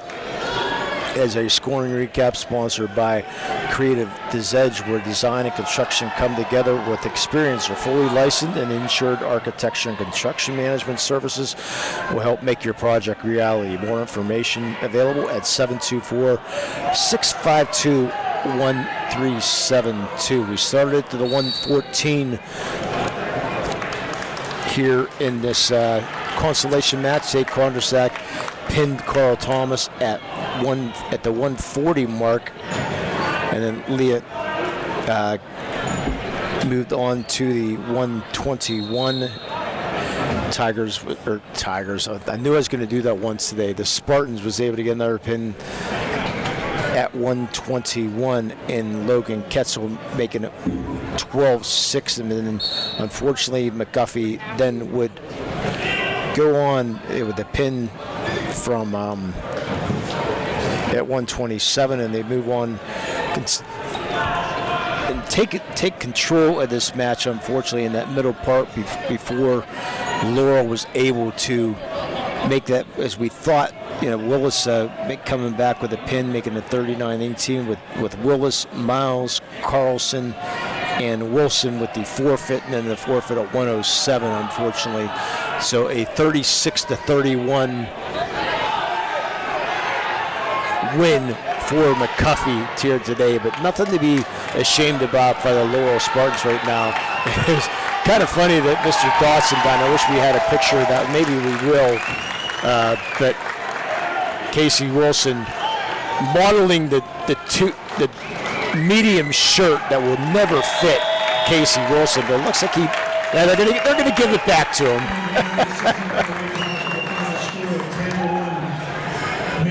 But nonetheless, it's just a great job. Casey Wilson will give that shirt back, but we'll have pictures of that later on here in the Lawrence County Sports Network of the shirts handing out.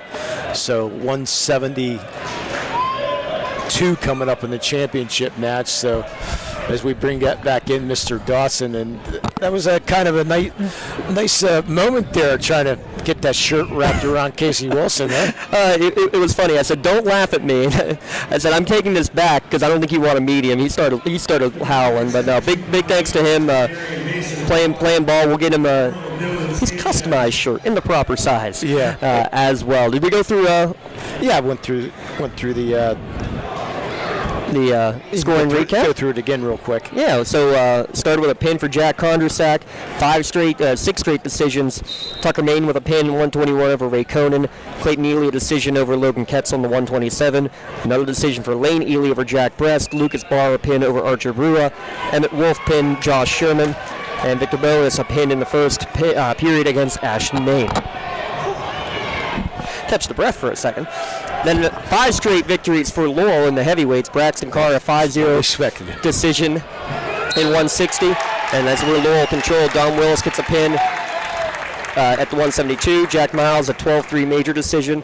Colton Carlson a pin in 34 seconds. And then Casey Wilson's forfeit made it actually a 31-30 lead for Laurel briefly. But the Jaxie Wright forfeit win at 107 gives the Highlanders again the 36-31 decision. Good match going on here between Derry and Burrell. Derry is up 22-13 now as they go to the 215 mark, I believe it is. That should have been actually going on. Yeah, that should be 215 coming up right now. So Derry trying to dethrone Burrell. And again, we were told that Derry was the team to be watching out for, as they have the 189 coming up now.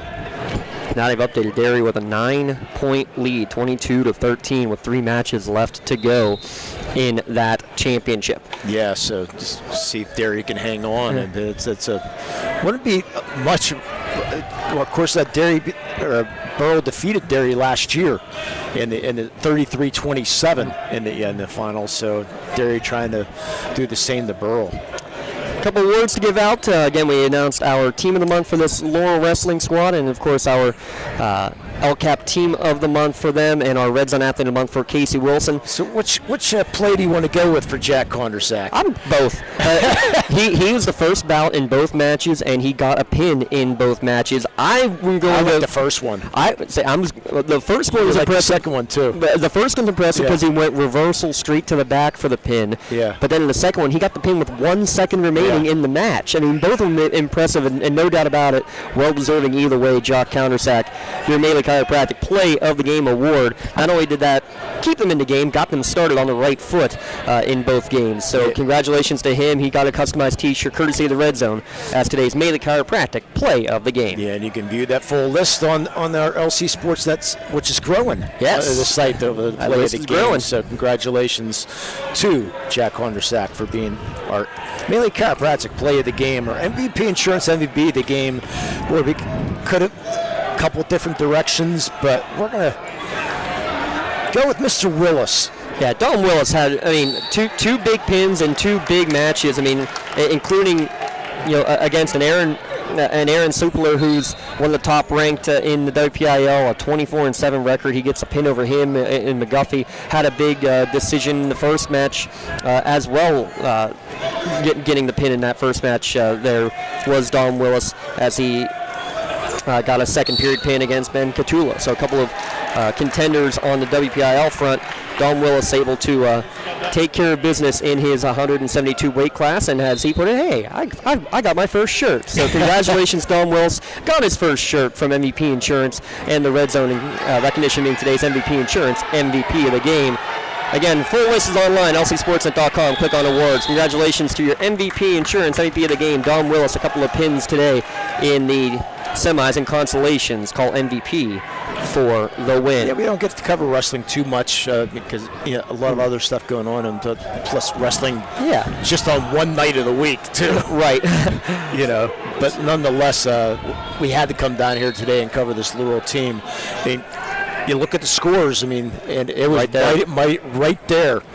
So any of the Laurel youngsters tuning in, we need a 107-pounder next year. And would be great to be able to fill out that lineup, because that did make just such a crucial difference here down the stretch. But we'll see how they perform. Again, they're going to be traveling big time, no matter what they were going to be traveling. But now they're traveling out to District 3 to take on the District 4 runners-up on Tuesday. We'll get you all that information as it becomes official here over the next 24 hours. Again, big thanks to everybody here with everybody at Peters Township.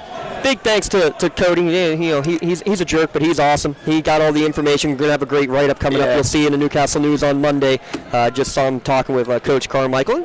Big credit to Coach Carmichael and the entire staff. Yeah, without a doubt. I had the pleasure talking to him beforehand, and he's just doing an amazing job here at Laurel, and hopefully he'll be able to continue to recruit wrestlers and continue to build this program up. Yeah, big thanks to Lee Moan as well, getting up bright and early, making the travel down, and Something Free Wall Photography. You know there's going to be great stuff from her available on the website and on our site as well from today's matches.